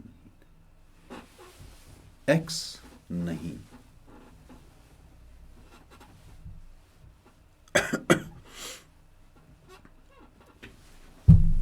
हाँ बेटा इंपॉर्टेंट पढ़ा रहा हूं यार, जो इंपॉर्टेंट पार्ट नहीं है वो मैंने लिख के छोड़ दिया है ताकि आप उसको याद रख लो। N is the correct answer. UT, UT I think you are Utkarsh. Utkarsh आज बहुत सही जवाब दे रहा है। आयुष्मान तुम्हारा गड़बड़ है, एन गड़बड़ है, 1 गड़बड़ है, 0 गड़बड़ है। सवाल को समझना ध्यान से, मैं चैट को ऑफ कर रहा हूं। समाज जय हिंद रे यार तो यार कॉमेडी करने आए यहाँ पे यार, जय हिंद लिख लो यार, सवाल करे ना मेरे भाई। A variable takes value X, X क्या दे रखा है 0 1 2 3, यानी कि वेरिएबल की वैल्यू 0 आती है। फ्रीक्वेंसी कितनी है n plus 0 minus 1 c0। Variable की वैल्यू 1 आती है तब फ्रीक्वेंसी कितनी है n plus 1 minus 1 c1। Variable की वैल्यू 2 आती है, उसकी फ्रीक्वेंसी कितनी है n प्लस 2 माइनस 1 c2। चलते चलते वेरिएबल की वैल्यू n आती है, उसकी फ्रीक्वेंसी कितनी है n plus n minus 1 cn। तो पहला वाला तो बन गया n माइनस 1 c0, दूसरा वाला बन गया n c1, तीसरा वाला बन गया n प्लस 1 c2, चलते चलते लास्ट वाला बना 2n माइनस 1 cn। मॉड का मतलब क्या है कि जिसकी फ्रीक्वेंसी मैक्सिमम हो, यानी कि हमें यह निकालना है कि इन सब में से सबसे बड़ा नंबर कौन सा है। तो बड़ा नंबर तो निकालना बड़ा मुश्किल है, क्योंकि ऊपर वाली चीज भी वेरी कर रही है, नीचे वाली चीज भी वेरी कर रही है। ध्यान से अगर देखोगे तो n minus 1 c0 is same as n minus 1 cn minus 1, n c1 is same as n cn minus 1, n plus 1 c2 is same as n plus 1 cn minus 1, this is same as 2n minus 1 cn minus 1। सबकी नीचे वाली value सारे cn minus 1 ही है। तो सोचो सबसे बड़ा कौन सा होगा, जिसका ऊपर वाला नंबर सबसे बड़ा होगा वो सबसे बड़ा बन जाएगा। ऑब्वियस सी बात है ना। 5c2 6c2 7c2 8c2, इनमें सबसे बड़ा कौन है 8c2, जिसका ऊपर वाला नंबर सबसे बड़ा है। तो यहां पर 2n minus 1 cn minus 1, this is the maximum frequency, but it is not the mod, it is the maximum frequency. Mod कौन है, वो वैल्यू जिसकी फ्रीक्वेंसी मैक्सिमम है, यानी कि मॉड निकल के आया n के बराबर। बहुत मुश्किल सवाल है सर, बहुत मुश्किल सवाल है। समझ में आया तो फटाफट से यस लिखना, आगे बढ़ते हैं। समझ में आया तो यस लिखना, आगे बढ़ते हैं फटाफट। क्वेश्चन उल्टा पढ़ लिया था कैसे, मतलब तू खुद उल्टा हुआ या लैपटॉप को उठा के उल्टा किया क्वेश्चन को उल्टा पढ़ने के लिए यार? समझ नहीं आया, कौन सा वाला पार्ट समझ नहीं आया एस जी, जल्दी बताओ यार। एस जी को समझ नहीं आया, कौन सा वाला पार्ट समझ नहीं आया, जल्दी से एक बार जल्दी से वापस समझा दो। देखो वेरिएबल x है, उसकी वैल्यू 0 से लेकर n तक वेरी कर रही है, तो 0 से लेकर n तक उसकी वैल्यू वेरी कराई मैंने, और फ्रीक्वेंसी भी n plus X minus 1 cx है। तो x की वैल्यू डालते जाओ, नई नई अलग अलग फ्रीक्वेंसी आती जाएंगी। ये फ्रीक्वेंसी अल्टीमेटली इस तरह की वैल्यूज बन के आ गई। हमें मॉड निकालना है, यानी जिसकी फ्रीक्वेंसी मैक्सिमम है वो निकालना है। अब इन फ्रीक्वेंसीज में से सबसे बड़ा कौन है ये पहचानना मुश्किल हो पा रहा है, क्योंकि जो एनसीआर का एन है वो भी चेंज होता जा रहा है और सीआर का आर है वो भी चेंज होता जा रहा है। लेकिन मैंने प्रॉपर्टी लगाई कि N C R is equal to N C N minus R. उससे क्या हुआ, नीचे सब में एन माइनस 1 आ गया, अब ऊपर एन माइनस 1, फिर एन प्लस 1, फिर एन प्लस 2, फिर एन प्लस 3, चलते चलते लास्ट में 2n माइनस 1।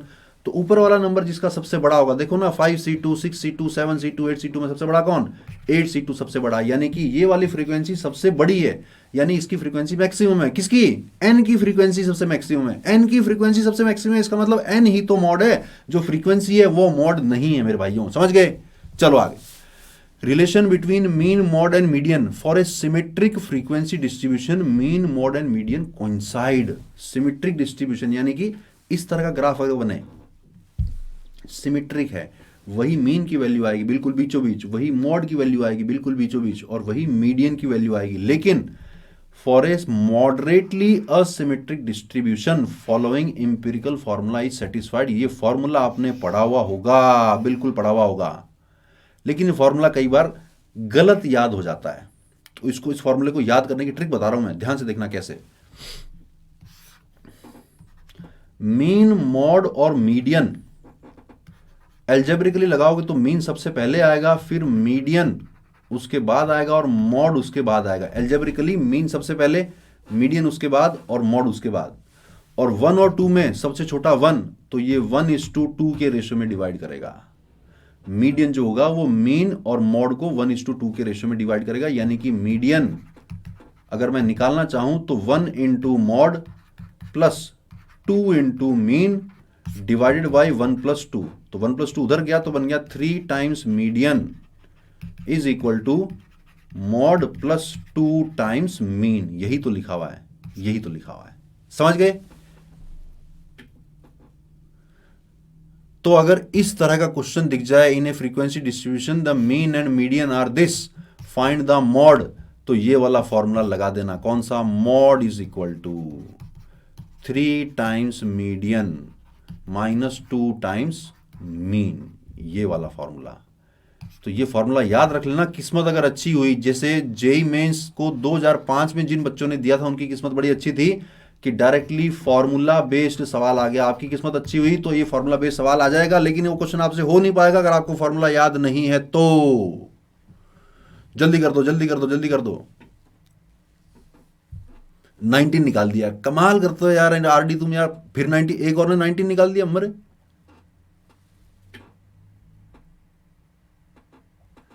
24 आएगा यार, 24। ऐसे सवाल गलत करोगे तुम यार।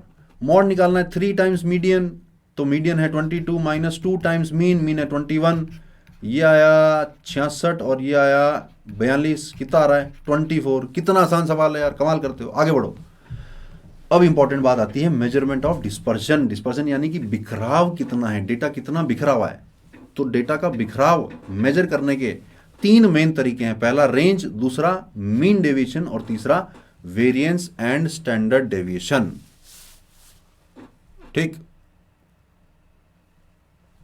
बेटा, शॉर्टकट ट्रिक अगर एक बार दोबारा देखनी है तो you will have to watch the recording, क्योंकि अभी मैं चैट को ऑफ करने जा रहा हूं।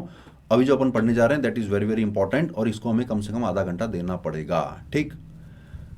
Range, the difference between the greatest and the least values of A variate is called range. यानी मैक्सिमम वैल्यू जो भी आ रही है उसमें से मिनिमम वैल्यू को माइनस कर दो तो आपकी रेंज ऑफ डेटा आ जाएगी। बहुत आसान है ये।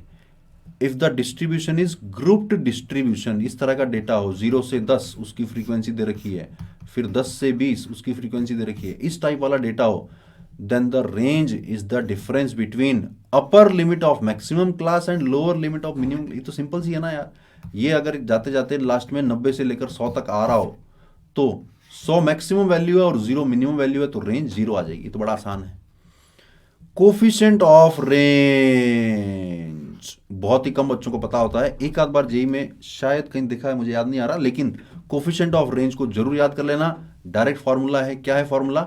Difference of extreme values divided by sum of extreme values. कितना आसान है। ऊपर डिफरेंस, नीचे सम। किसका? एक्सट्रीम वैल्यूज का। ऐसा करोगे तो कोफिशिएंट ऑफ रेंज निकल के आएगा। सवाल अगर आ गया find the coefficient of range of this data, और ये चीज अगर आपको याद नहीं है तो बहुत हो सकता है वहां पे आप सर पीट पीट के रोगे कि यार सर ने कहा था ये फॉर्मूला याद कर लेना। आ गया तो 4 नंबर फ्री के हैं, मेरे 4 नंबर गए। परेशान हो जाओगे, बाकी सवाल भी गलत कर जाओगे, इसलिए याद रख लेना इसको। मीन डेविएशन क्या है? मीन डेविएशन चैट को 1 सेकंड के लिए ऑन कर रहा हूं। अगर कोई दिक्कत हो रेंज में तो बताना, नहीं तो यस लिखना। आगे बढ़ता हूं।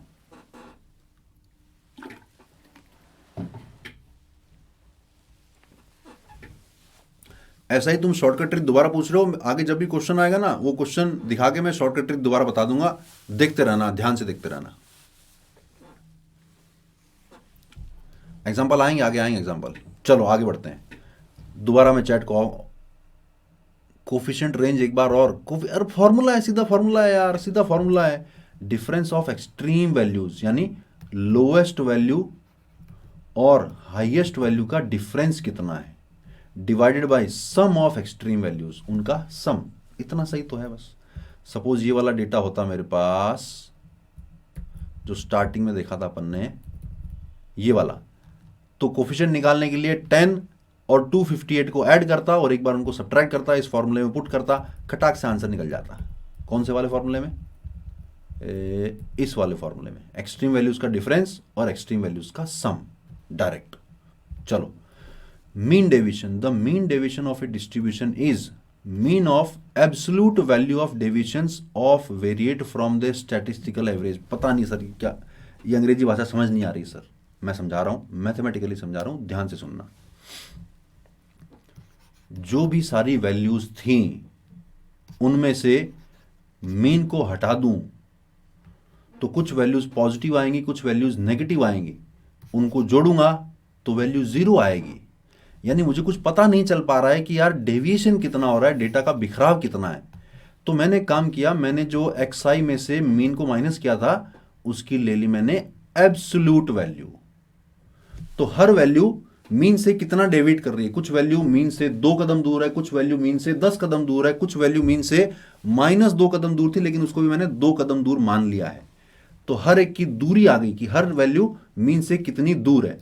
उस जितनी भी दूरियां हैं उन सब का एवरेज निकाल लूं तो बन जाएगा mean deviation about mean. Mean के अबाउट निकालना है तो mean deviation about the mean. Mean deviation, ये मीन तो इसको इंडिकेट कर रहा है कि जितने भी डेविएशन है उन सबका मीन निकाला, यानी कि एन से डिवाइड किया है। किसके अबाउट निकालना है, मीन से कितना डेटा बिखरा हुआ है, या फिर सिमिलरली मीडियन से कितना डेटा बिखरा हुआ है। तो अगर मीडियन के अबाउट डेविएशन निकालना होगा तो एक्स बार की जगह मीन डाल दूंगा, मॉड के अबाउट डेविएशन निकालना होगा तो एक्स बार की जगह मॉड डाल दूंगा। ये देखो हर वैल्यू में से ए को माइनस किया है, A can be sorry mean, mode और मीडियन। कुछ नहीं करना, हर वैल्यू में से जो भी मीन के अबाउट डेविएशन निकालना है तो मीन को माइनस कर दिया, हर वैल्यू में से मीडियन के अबाउट डेविएशन निकालना है तो मीडियन माइनस कर दिया, हर वैल्यू से मॉड के अबाउट डेविएशन निकालना है तो मॉड माइनस कर दिया, सबकी ले ली एब्सोल्यूट वैल्यू और जितनी भी वैल्यूज आई उन सबका मीन यानी कि एवरेज निकाल लिया तो मीन डेविएशन निकल जाएगा। मीन डेविएशन निकाला जा सकता है मीन के अबाउट, निकाला जा सकता है मीडियन के अबाउट, निकाला जा सकता है मॉड के अबाउट। चैट को ऑन कर रहा हूं, कोई दिक्कत हो तो बताना। मीन डेविएशन समझ आया कि नहीं आया?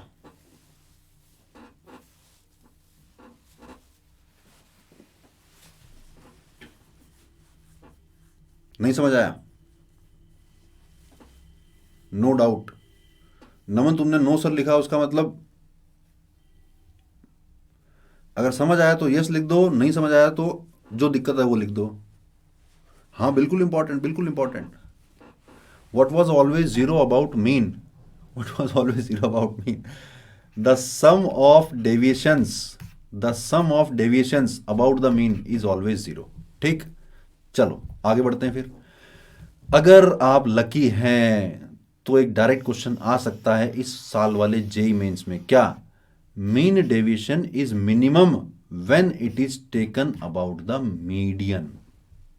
मीडियन के अबाउट अगर डेविएशन निकालोगे, कौन सा वाला, एब्सोल्यूट वैल्यू वाला डेविएशन अगर निकालोगे मीडियन के अबाउट तो वो मिनिमम आता है। डायरेक्ट क्वेश्चन आ सकता है जेई मेंस में, इस चीज को याद रख लेना। Second formula of mean deviation, अरे यार वो तो ऑब्वियस सी बात है ना कि अगर फ्रीक्वेंसी आ रही है तो हर एक को उतनी फ्रीक्वेंसी से मल्टीप्लाई करना पड़ेगा, क्योंकि वो भी बार बार ऐड हो रहा है। एन का मतलब नंबर ऑफ ऑब्जर्वेशन, एन का मतलब सिग्मा एफ आई, इतना तो समझते हो यार।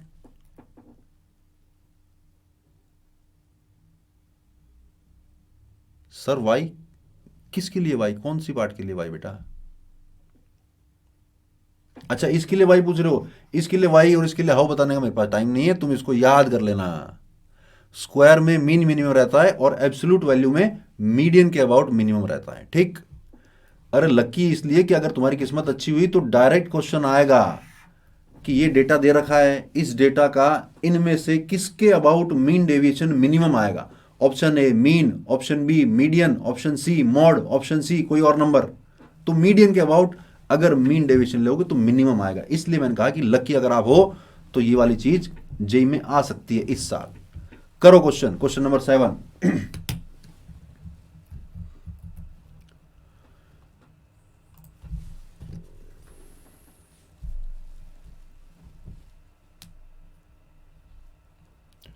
मीन के अबाउट मिनिमम क्यों नहीं, मुझे नहीं बताया यार।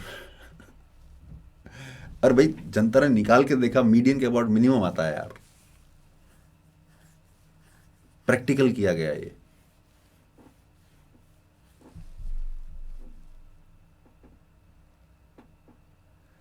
मैं वो डाउट ढूंढ रहा हूँ यार, कौन सा बच्चा कह रहा था कि एक डाउट है, हाँ शॉर्टकट ट्रिक पूछ रहा था एक बच्चा। तो शॉर्टकट ट्रिक ये है कि मीन, मीडियन और मॉड को अगर आप एल्जेब्रिकली लिखोगे तो एल्जेब्रिकली सबसे पहले मीन आएगा, फिर मीडियन आएगा, फिर मॉड आएगा। और ये 1:2 मैथमेटिकली लिखोगे तो पहले 1 आएगा फिर 2 आएगा। तो 1:2 के रेशियो में डिवाइड करता है मीडियन किसको, मीन और मॉड को। तो सेक्शन फॉर्मूला अगर लगाओगे तो 2 times mean plus 1 times mode divided by 1 + 2 should be equal to median. इससे वो फॉर्मूला बहुत आसानी से डिराइव हो जाएगा। करो क्वेश्चन नंबर 7, क्या आंसर आ रहा है? अरे वाह, बच्चों ने आंसर निकाल भी लिया, बहुत सारे बच्चों ने। हाँ बता दिया था, किसी बच्चे ने पूछा था कि सर एक बार दोबारा से एक्सप्लेन करो। 4 4 4 4 4 4, बहुत बढ़िया, करेक्ट आंसर इज 4। मॉड ए की वैल्यू 4 आएगी। क्या कह रहा है ये? If the mean deviation about the median of the numbers A, 2a, 3a से लेकर 50a। इंपॉर्टेंट सवाल है, मैं चैट को ऑफ कर रहा हूं, ध्यान से देखना। पहले तो मुझे इनका मीडियन निकालना होगा। तो 50 डेटा है तो बिल्कुल बीचों बीच वाली वैल्यू तो आएगी नहीं। तो कौन कौन सी वैल्यू आएगी? 25th वैल्यू और 26th वैल्यू का एवरेज निकालना पड़ेगा, जो कि आएगा 25.5a। अभी तो मैंने मीडियन निकालना है। अब मुझे हर वैल्यू का मीडियन से डेविएशन निकालना है। तो 25.5a का a से डेविएशन कितना है? डेविएशन है 24.5a। 2a से डेविएशन कितना है? 23.5a। चलते चलते लास्ट में जब ये 24a, 25a, 26a जब आएगा तो 24a से डेविएशन कितना है? 0.5a, इतना डेविएशन है। प्लस इसके आगे जब बढ़ना शुरू करोगे तो वापस यही वाली वैल्यूज रिपीट होती जाएंगी। 25 से 0.5a का डेविएशन है, 26 से 0.5 का है। चलते चलते यही वाली सारी वैल्यूज दोबारा रिपीट होनी शुरू हो जाएंगी। ये बात समझ में आ रही कि नहीं आ रही? क्योंकि मीडियन से पहले और मीडियन के बाद सेम ही है, इधर 24, 23, 22, उधर 26, 27, 28। यानी इसी को मैं 2 से मल्टीप्लाई कर दूं तो ये मेरे सारे डेविएशंस का सम निकल गया, सारे डेविएशंस का सम निकल गया। इसको डिवाइड कर दूं किससे? नंबर ऑफ ऑब्जर्वेशन से, तो उस सम की एवरेज वैल्यू निकल गई। This average value is equal to 50। चलो जी, तो 2 से मल्टीप्लाई कर देते हैं इन सबको। 2 से मल्टीप्लाई किया और a कॉमन निकाल लिया। a कॉमन निकाला तो 0.5 को 2 से मल्टीप्लाई किया तो 1 आया। और सोचो 0.5 से पहले 1.5 आ रहा होगा, 2 से मल्टीप्लाई किया तो 3 आया, फिर 5 आया। चलते चलते ये मैं 2 का मल्टीप्लाई करते जा रहा हूँ सब में, 2 का मल्टीप्लाई, 2 का मल्टीप्लाई। लास्ट में जब 2 का मल्टीप्लाई इसमें करोगे तो कितना आ जाएगा? 49 तक divided by 50, this is equal to 50। तो ये तो शायद 1 + 3 + 5 से लेकर 49, ये तो 25 का स्क्वायर है। Sum of odd natural numbers multiplied by a, और इधर 50 का स्क्वायर लिखा हुआ है तो ए की वैल्यू आ गई 4 के बराबर। मॉड ए क्यों पूछा हुआ है सोचो? मॉड ए इसलिए पूछा हुआ है क्योंकि एक्चुअल में ये डेविएशन जितने भी हैं उन सब पे अपन एब्सोल्यूट वैल्यू लगाते हैं। तो यहां पे एब्सोल्यूट वैल्यू आएगी, यानी कि यहां पर एब्सोल्यूट वैल्यू आएगी, यानी absolute value of A is equal to 4। समझ गए हो तो यस लिखना, मैं आगे बढ़ूं। समझ गए हो तो यस लिखना, फटाफट से मैं आगे बढ़ता हूं।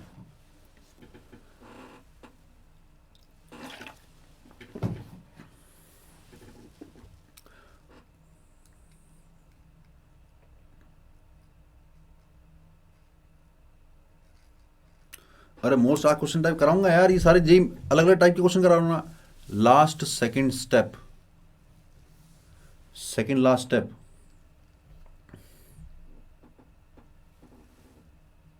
सेकंड लास्ट स्टेप कौन सा है यार? 1 + 3 + 5 ये तो सम ऑफ नेचुरल नंबर्स हैं जो कि n² के बराबर होता है। ये अगर आपको याद नहीं है तो इसको AP मानकर इसका सम निकाल लो, फिर भी हो जाएगा। ठीक, बच्चों ने इतना जल्दी कैसे बता दिया? नहीं नहीं नहीं, उन्होंने कहीं देख रखा होगा तभी इतना जल्दी आया, इतना अदरवाइज इतना जल्दी आएगा नहीं। घबराओ मत, उन्होंने कहीं देख रखा होगा। हो सकता है वो तुमसे थोड़ा एडवांस हैं, वो ऑलरेडी प्रीवियस ईयर के क्वेश्चन करके बैठे हो, या हो सकता है रिसेंटली किया हो इसलिए आ गया होगा। 24.5 वाला देखो भैया, मीडियन अपना 25.5 निकला है, तो 25.5 का डेविएशन निकालना है ए से, कितना आ रहा है 24.5।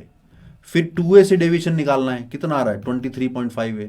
चलते चलते लास्ट में जब 24 से डेविएशन निकालना है तो 25.5 का 24A से डेविएशन 1.5।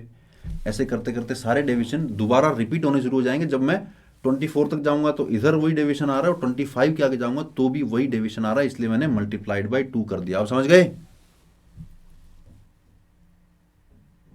हाँ, पूरा पूरे PDF की बना दूंगा यार, तुम क्वेश्चन पे ध्यान दो अभी।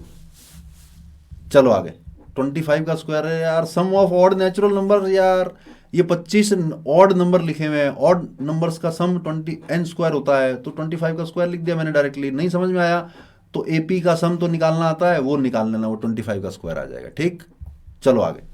क्वेश्चन नंबर 8, बड़ा इंटरेस्टिंग सवाल है, बड़ा इंटरेस्टिंग सवाल है, बड़ा ही इंटरेस्टिंग सवाल है। जेई 1981 में आया था।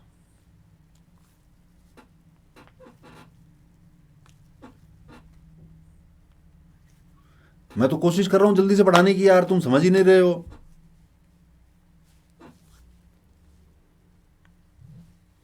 एब्सोल्यूट नहीं लिखा हुआ हो तो आपको एब्सोल्यूट वाला ही मानना है। जब सिर्फ mean deviation of this observation about A point के इज मिनिमम, तो जब मीन डेविएशन की बात कर रहा हो तो आपको एब्सोल्यूट वैल्यू वाला डेविएशन ही मानना है। अदरवाइज स्क्वायर डेविएशन लिखा हुआ होगा या फिर स्टैंडर्ड डेविएशन लिखा होगा, ये 3 वर्ड है। सी सी सी सी सी सी सी सी, चिराग सी तुम्हारा पढ़ लिया मैंने, चिराग। शिवम का सी, सूरज का सी, अंश का सी, नमन का भी सी, बिल्कुल सही, करेक्ट जवाब। क्या कहा मैंने? अभी तो बताया था कि मीन डेविएशन मीडियन के अबाउट मिनिमम होता है। तो पूछ रहा भैया इनमें से किसके अबाउट मिनिमम होगा? ये पहला वाला तो मीन निकाला उसने, और ये तो फर्स्ट टर्म है, ये वाला बेसिकली मीडियन है। मीडियन है कैसे पता चला? x1 x2 से लेकर x201, तो बीच वाली टर्म कौन सी आएगी? x101। तो मीडियम के अबाउट, मीडियन के अबाउट मिनिमम होता है। टंग ट्विस्टर बन गया है तो यार। Mean deviation is minimum about median. ठीक है, अब ठीक बोला। तो मीडियन जो है वो x101 है, उसके अबाउट मिनिमम आएगा कौन? Mean deviation. हो गया टंग ट्विस्टर। चलो चले आगे, चलो आगे। अब बात करते हैं अपन वेरिएंस की। सुनना ध्यान से, चैट को मैं ऑफ कर रहा हूं, सुनना ध्यान से। बस 2-3 टॉपिक और हैं। जब इंसान को ये समझ में आया कि यार एवरेज निकालने से नहीं, मुझे कुछ डिस्पर्शन यानी डेटा का बिखराव कितना है उससे भी मुझे मतलब है, तो सबसे पहले तो आदमी के थॉट में यही आया होगा ना यार कि हर वैल्यू अपने मीन से कितनी डेविएट कर रही है, उनको जोड़ लूं और एन से डिवाइड कर लूं तो डेविएशन का भी एवरेज आ जाएगा। तो पता पड़ा यार वो वैल्यू तो 0 आ रही है।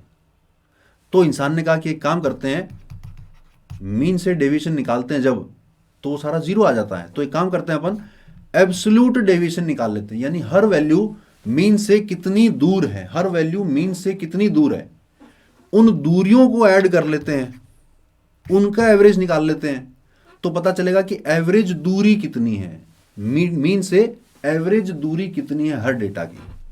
लेकिन this was not a very good measurement of dispersion. क्यों? क्योंकि जब एब्सोल्यूट वैल्यू ली तो जो बहुत दूर का डेटा है, बहुत दूर का डेटा, उसका सिग्निफिकेंस थोड़ा कम रह गया। इसलिए इंसान ने क्या किया? इंसान ने कहा काम करता हूं, मीन से जो डेविएशन ले रहा हूं ना उसकी एब्सोल्यूट वैल्यू लेने की बजाय मैं उसका स्क्वायर कर लेता हूं। एब्सोल्यूट वैल्यू क्यों ली थी? ताकि पॉजिटिव वैल्यू आए, तो पॉजिटिव वैल्यू तो स्क्वायर करके भी आ जाएगी। तो एक काम करता हूं, मैं उसका स्क्वायर कर लेता हूं। उससे क्या होगा? उससे जो दूर की वैल्यू है उसको वेटेज ज्यादा मिलेगा, तो बेटर जजमेंट कर पाऊंगा कि हाँ यार डेटा में एक्चुअल में बिखराव बहुत ज्यादा है। तो इंसान ने कहा कि उसको स्क्वायर कर लो ताकि वो पॉजिटिव बन जाए। तो स्क्वायर करके सबको जोड़ा और एन से डिवाइड कर दिया, यानी कि एवरेज दूरी कितनी है, स्क्वायर्ड दूरी कितनी है वो निकला। इसको नाम दिया गया वेरिएंस। अब सोचो अगर सारा डेटा सेंटीमीटर में होता तो वेरिएंस एक्चुअल में सेंटीमीटर स्क्वायर निकल के आता। डेविएशन की फील तो आई नहीं अभी तक। तो डेविएशन की फील लेने के लिए क्या किया, उसका अंडर रूट ले लिया। स्क्वायर किया था सबको, वापस अंडर रूट ले लिया, यानी वेरिएंस का भी अंडर रूट ले लिया, यानी सेंटीमीटर स्क्वायर का भी अंडर रूट ले लिया, और उसको बोल दिया स्टैंडर्ड डेविएशन। स्टैंडर्ड डेविएशन समझ में आया क्या? यस लिखना फटाफट से, नहीं तो आगे बढ़ो। जो मैंने समझाया वो समझ में आया क्या?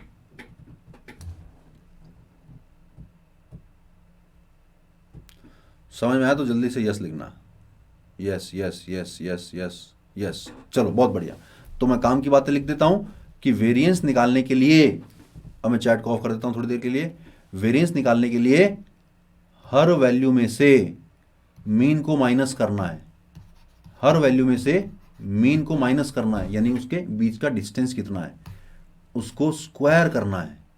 तो हर एक का मीन से डिस्टेंस का स्क्वायर आ गया, सबको ऐड करना है और n से डिवाइड करना है, यानी उसकी एवरेज वैल्यू निकालनी है। This will come out to be variance. अब ये जो होल स्क्वायर है इसको अगर अपन एक्सपेंड करते हैं तो कुछ ये चीजें और सिंप्लीफाई हो जाती हैं, और सिंप्लीफाई होकर बन जाती है ये क्या हो जाती है सिंप्लीफाई बन के, जो सिग्मा एक्स आई माइनस एक्स बार का स्क्वायर था और डिवाइड में n था, उसको सिंप्लीफाई जब करते हैं तो अल्टीमेटली ऐसा कुछ बच जाता है, सिग्मा एक्स आई का square divided by N minus sigma x I divided by N पूरे का होल स्क्वायर। ये बड़ा आसान है, आप खुद भी डिराइव कर सकते हो इसको। लेकिन काम की बात क्या है?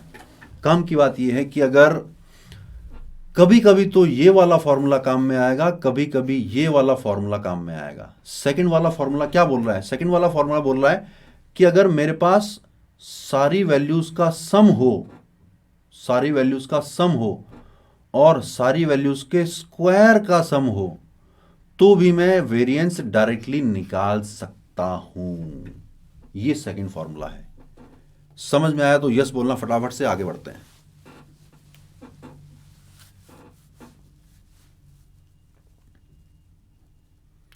समझ में ये वाला फॉर्मूला आ गया हो कि वेरिएंस निकालने के दो फॉर्मूले हैं, दोनों फॉर्मूले डिपेंडिंग ऑन क्वेश्चन, कभी ये काम में आ सकता है, कभी वो काम में आ सकता है।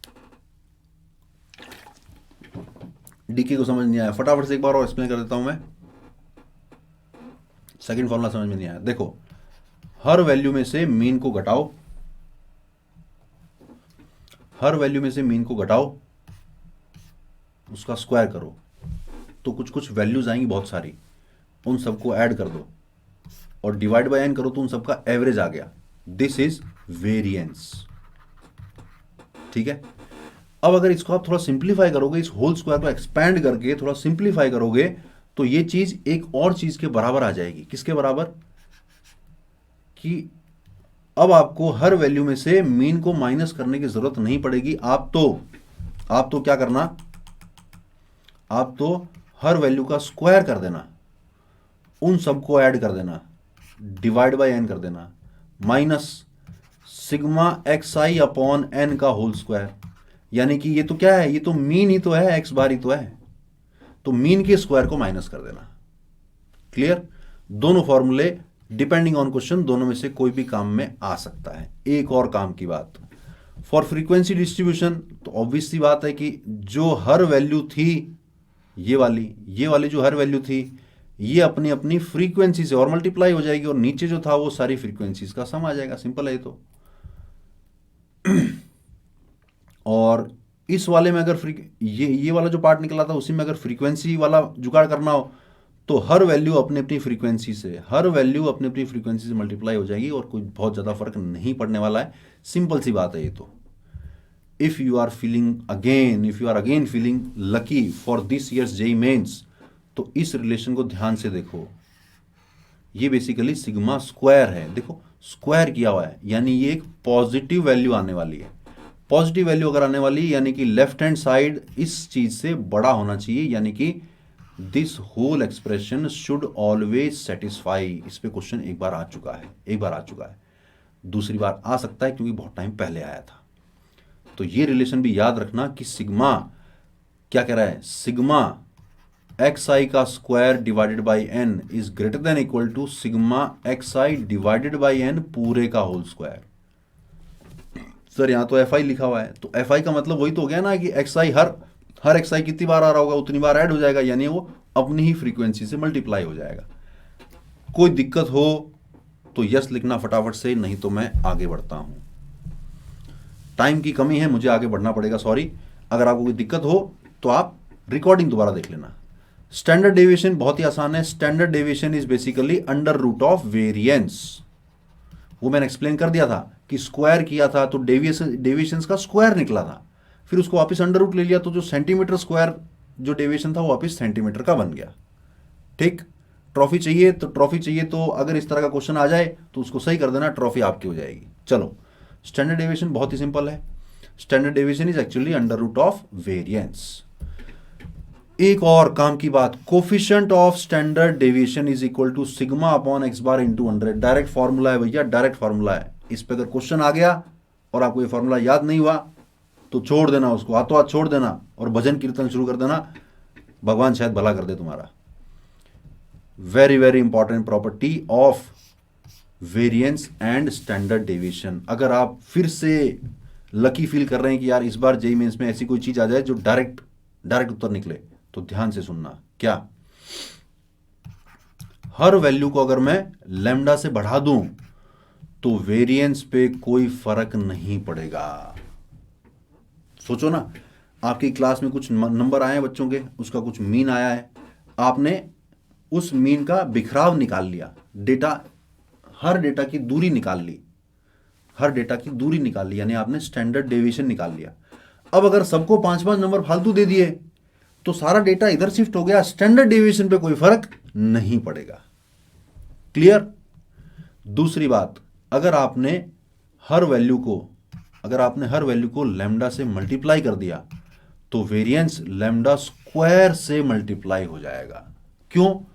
क्योंकि हर वैल्यू में से जब मीन माइनस होता है तो हर वैल्यू को अगर लैम्डा से मल्टीप्लाई कर दिया तो मीन भी लैम्डा से मल्टीप्लाई हो जाएगा, और वेरिएंस निकालने के लिए हमें स्क्वायर करना पड़ता है, यानी लैम्डा स्क्वायर कॉमन निकल जाएगा, यानी पहले जो वेरिएंस आ रहा था वो लैम्डा स्क्वायर टाइम्स वेरिएंस हो जाएगा।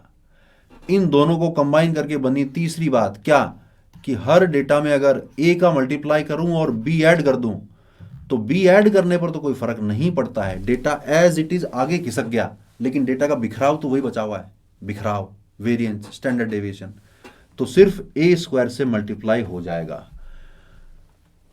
जल्दी से बता देना, ये सारी चीजें क्लियर हो तो हम करते हैं क्वेश्चन। इंपॉर्टेंट क्वेश्चन, मैक्सिमम बार क्वेश्चन जो है वो वेरिएंस और स्टैंडर्ड डेविएशन के ऊपर ही आया है, लेकिन यहां तक पहुंचने के लिए पिछला सारा कवर करना जरूरी था। तो जल्दी से यस लिखो ताकि मैं आगे बढ़ूं। क्वेश्चन करते हैं अपन वेरिएंस और स्टैंडर्ड डेविएशन के ऊपर, करें? चलो करो जरा, क्वेश्चन नंबर 9 जल्दी से करना जरा।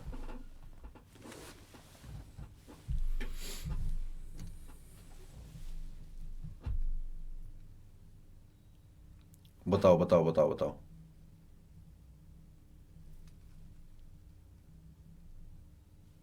बिल्कुल बिल्कुल, जे मीन्स के एग्जाम में एक क्वेश्चन पक्का स्टैटिस्टिक्स का आता है और एक क्वेश्चन पक्का मैथमेटिकल रीजनिंग का आता है, पक्का पक्का आता है।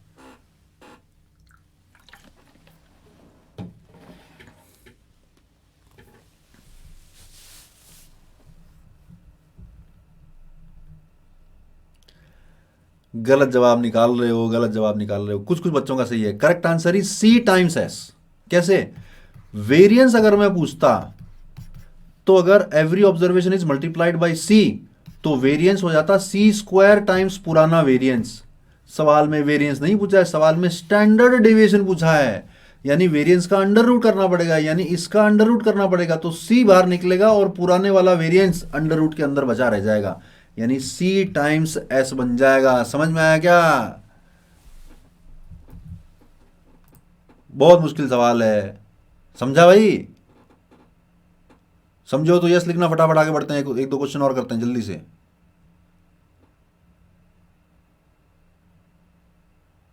यस, चलो आगे, अगला क्वेश्चन ये लो। तुम्हें क्यों उठा तो मेरे को ले यार, तुम कमाल कर रहे हो यार। मैं क्वेश्चन का आंसर पूछता हूं, तुम लिखते हो जय हिंद सर।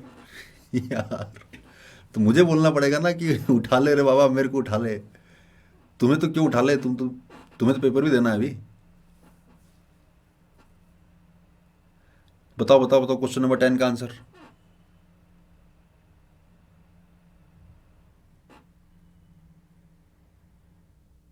बी। और कोई? C. B B B B C. कितना बेसिक सवाल है यार, कितना बेसिक सवाल है, कितना बेसिक सवाल है यार। क्या कर रहे हो, क्या कर रहे हो? बी और सी निकाल रहे हो उत्तर, कमाल कर रहे हो यार। ए निकाल दिया एक भाई ने। ध्यान से देखना, स्टैंडर्ड डेविएशन 0 आ चुका है, यानी डेटा में कोई बिखराव ही नहीं है यार, सारी वैल्यू सेम है, डेविएशन ही नहीं है कुछ। इसको मैथमेटिकली देखना चाहोगे अगर, तो स्टैंडर्ड डेविएशन निकालते टाइम x1 को x बार से माइनस करके स्क्वायर करते हैं, x2 को भी x बार से माइनस करके स्क्वायर करते हैं, चलते चलते xn को भी x बार से माइनस करके स्क्वायर करते हैं। ये सारा कुछ जीरो आ रहा है तो सबको जीरो होना पड़ेगा ना, यानी हर एक वैल्यू, सारी की सारी वैल्यू सेम है और वही वैल्यू मीन बन रहा है। सारी वैल्यू सेम है। पहले ऑप्शन में कह रहा है जीपी बनाएगा common ratio not equal to 1, गलत हो गया, सारी वैल्यू सेम है। दूसरा कह रहा है 8 पॉजिटिव है, 8 नेगेटिव है, 1 जीरो है, गलत, सारी वैल्यू सेम है। आइदर है और भी गलत, गलत। D is the correct answer. यार क्या कर रहे हो यार, ऐसे तो मत करो यार। कितना आसान सवाल यार, फंडामेंटल, बिल्कुल फंडामेंटल सवाल।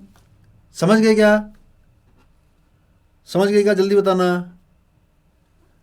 अनसिविलाइज्ड लैंग्वेज मुझे अच्छी नहीं लगती बेटा, ऐसा मत लिखो, शोभा नहीं देता है। चलो समझ गए हो ना? क्लियर। अगला क्वेश्चन। इस तरह के क्वेश्चन आते हैं, रिसेंट जो भी जेईई मेंस के एग्जाम हुए इस तरह के क्वेश्चन आते हैं। इसको ध्यान से करना, इसको ध्यान से करना।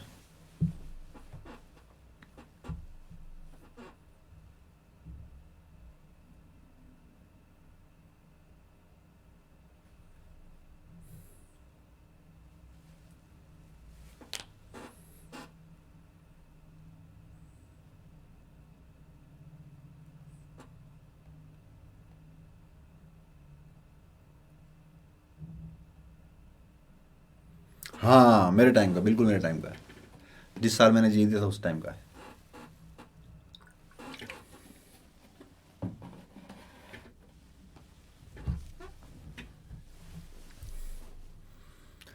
चिराग मैंने तुम्हारा जवाब पढ़ लिया, पर मैं बोल नहीं रहा हूं ताकि बाकी बच्चे डिस्टर्ब ना हो, बाकी बच्चों को निकालने दो।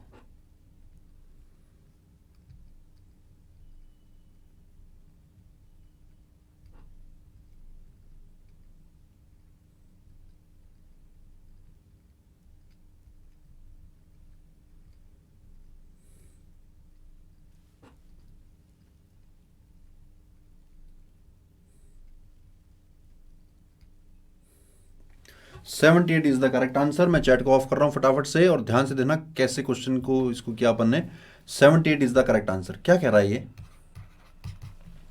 ये कह रहा है कि डेटा है जिसमें सबके स्क्वायर्स का सम और सबके वैल्यूज का सम। इसका मतलब वो वाला फॉर्मूला इस्तेमाल करने वाले हैं अपन। कौन सा? सबके स्क्वायर्स का sum divided by N minus सबका सम डिवाइडेड बाई एन पूरे का होल स्क्वायर। ये होता है वेरिएंस, यानी ये वाला फॉर्मूला काम में आने वाला है। अब ये वाला फॉर्मूला अगर काम में आने वाला है तो क्वेश्चन में क्या कह रहा है? One observation that was 20 was found to be wrong and replaced by 30।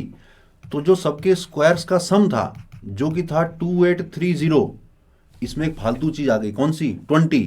तो वो जो 20 थी वो 400 बन के ऐड हुई होगी, तो 400 हटा दिया मैंने, और एक जो नई वैल्यू आई है 30, उसके पांति का मैंने 900 ऐड कर दिया। ये स्टेप समझ में आया?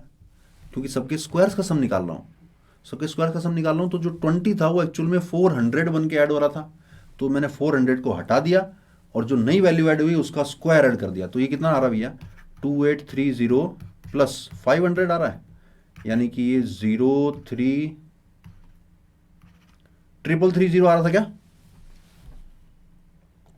3330 आ रहा था क्या? सिग्मा एक्स स्क्वायर नया, अच्छा नया सिग्मा एक्स स्क्वायर ये आ गया, नया सिग्मा एक्स, नया नहीं मतलब एक्चुअल में सिग्मा एक्स दे तो रखा था 170, लेकिन 20 था फालतू, तो 20 को हटा दिया मैंने, और 30 ऐड हुआ तो आ गया 180।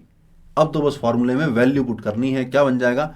एक्चुअल में सिग्मा एक्स आई स्क्वायर कितना है? वो है 3330 डिवाइडेड बाई एन, एन कितना है? 15, माइनस सिग्मा एक्स आई एक्चुअल में है 180 डिवाइड में 15, इस पूरे का करना है स्क्वायर, जो कि आता है शायद 78 के बराबर।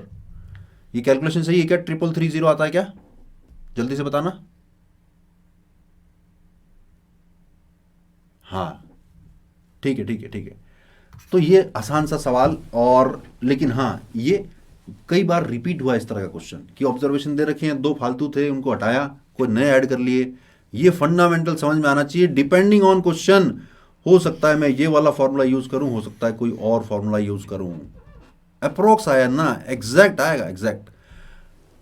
22 - 144 नहीं, 222 - 144 आना चाहिए। कुछ गलती करी तुमने।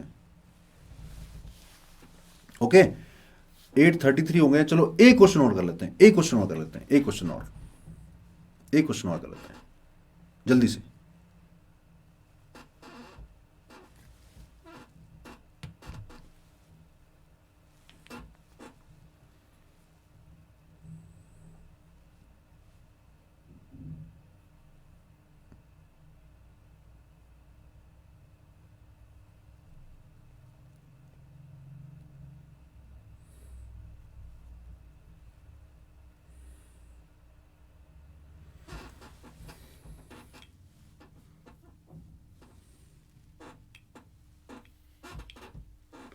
टाइम हो रहा है, टाइम हो रहा है, जल्दी करो।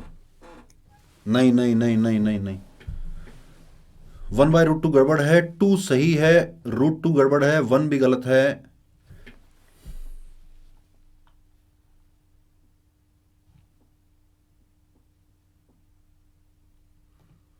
टू से, 2 इज द करेक्ट आंसर। ध्यान से देखना, in a series of 2n observation half of them are A, remaining are -a।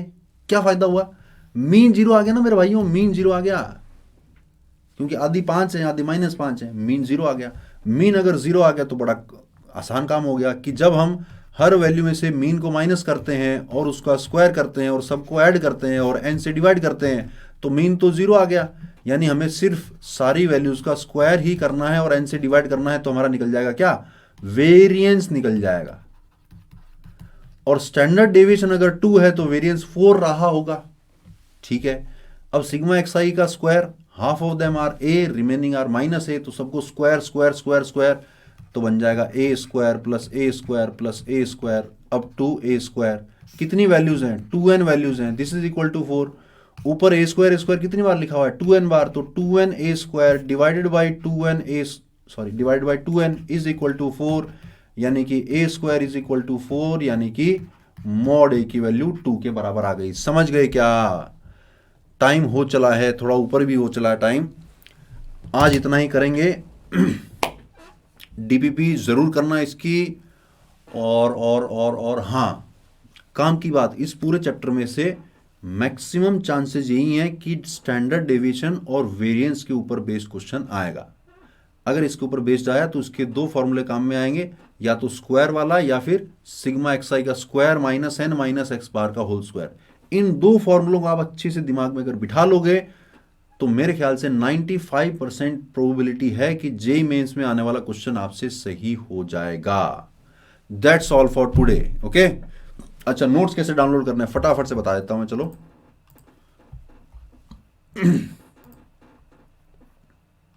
चलो जल्दी से बता देता हूं मैं।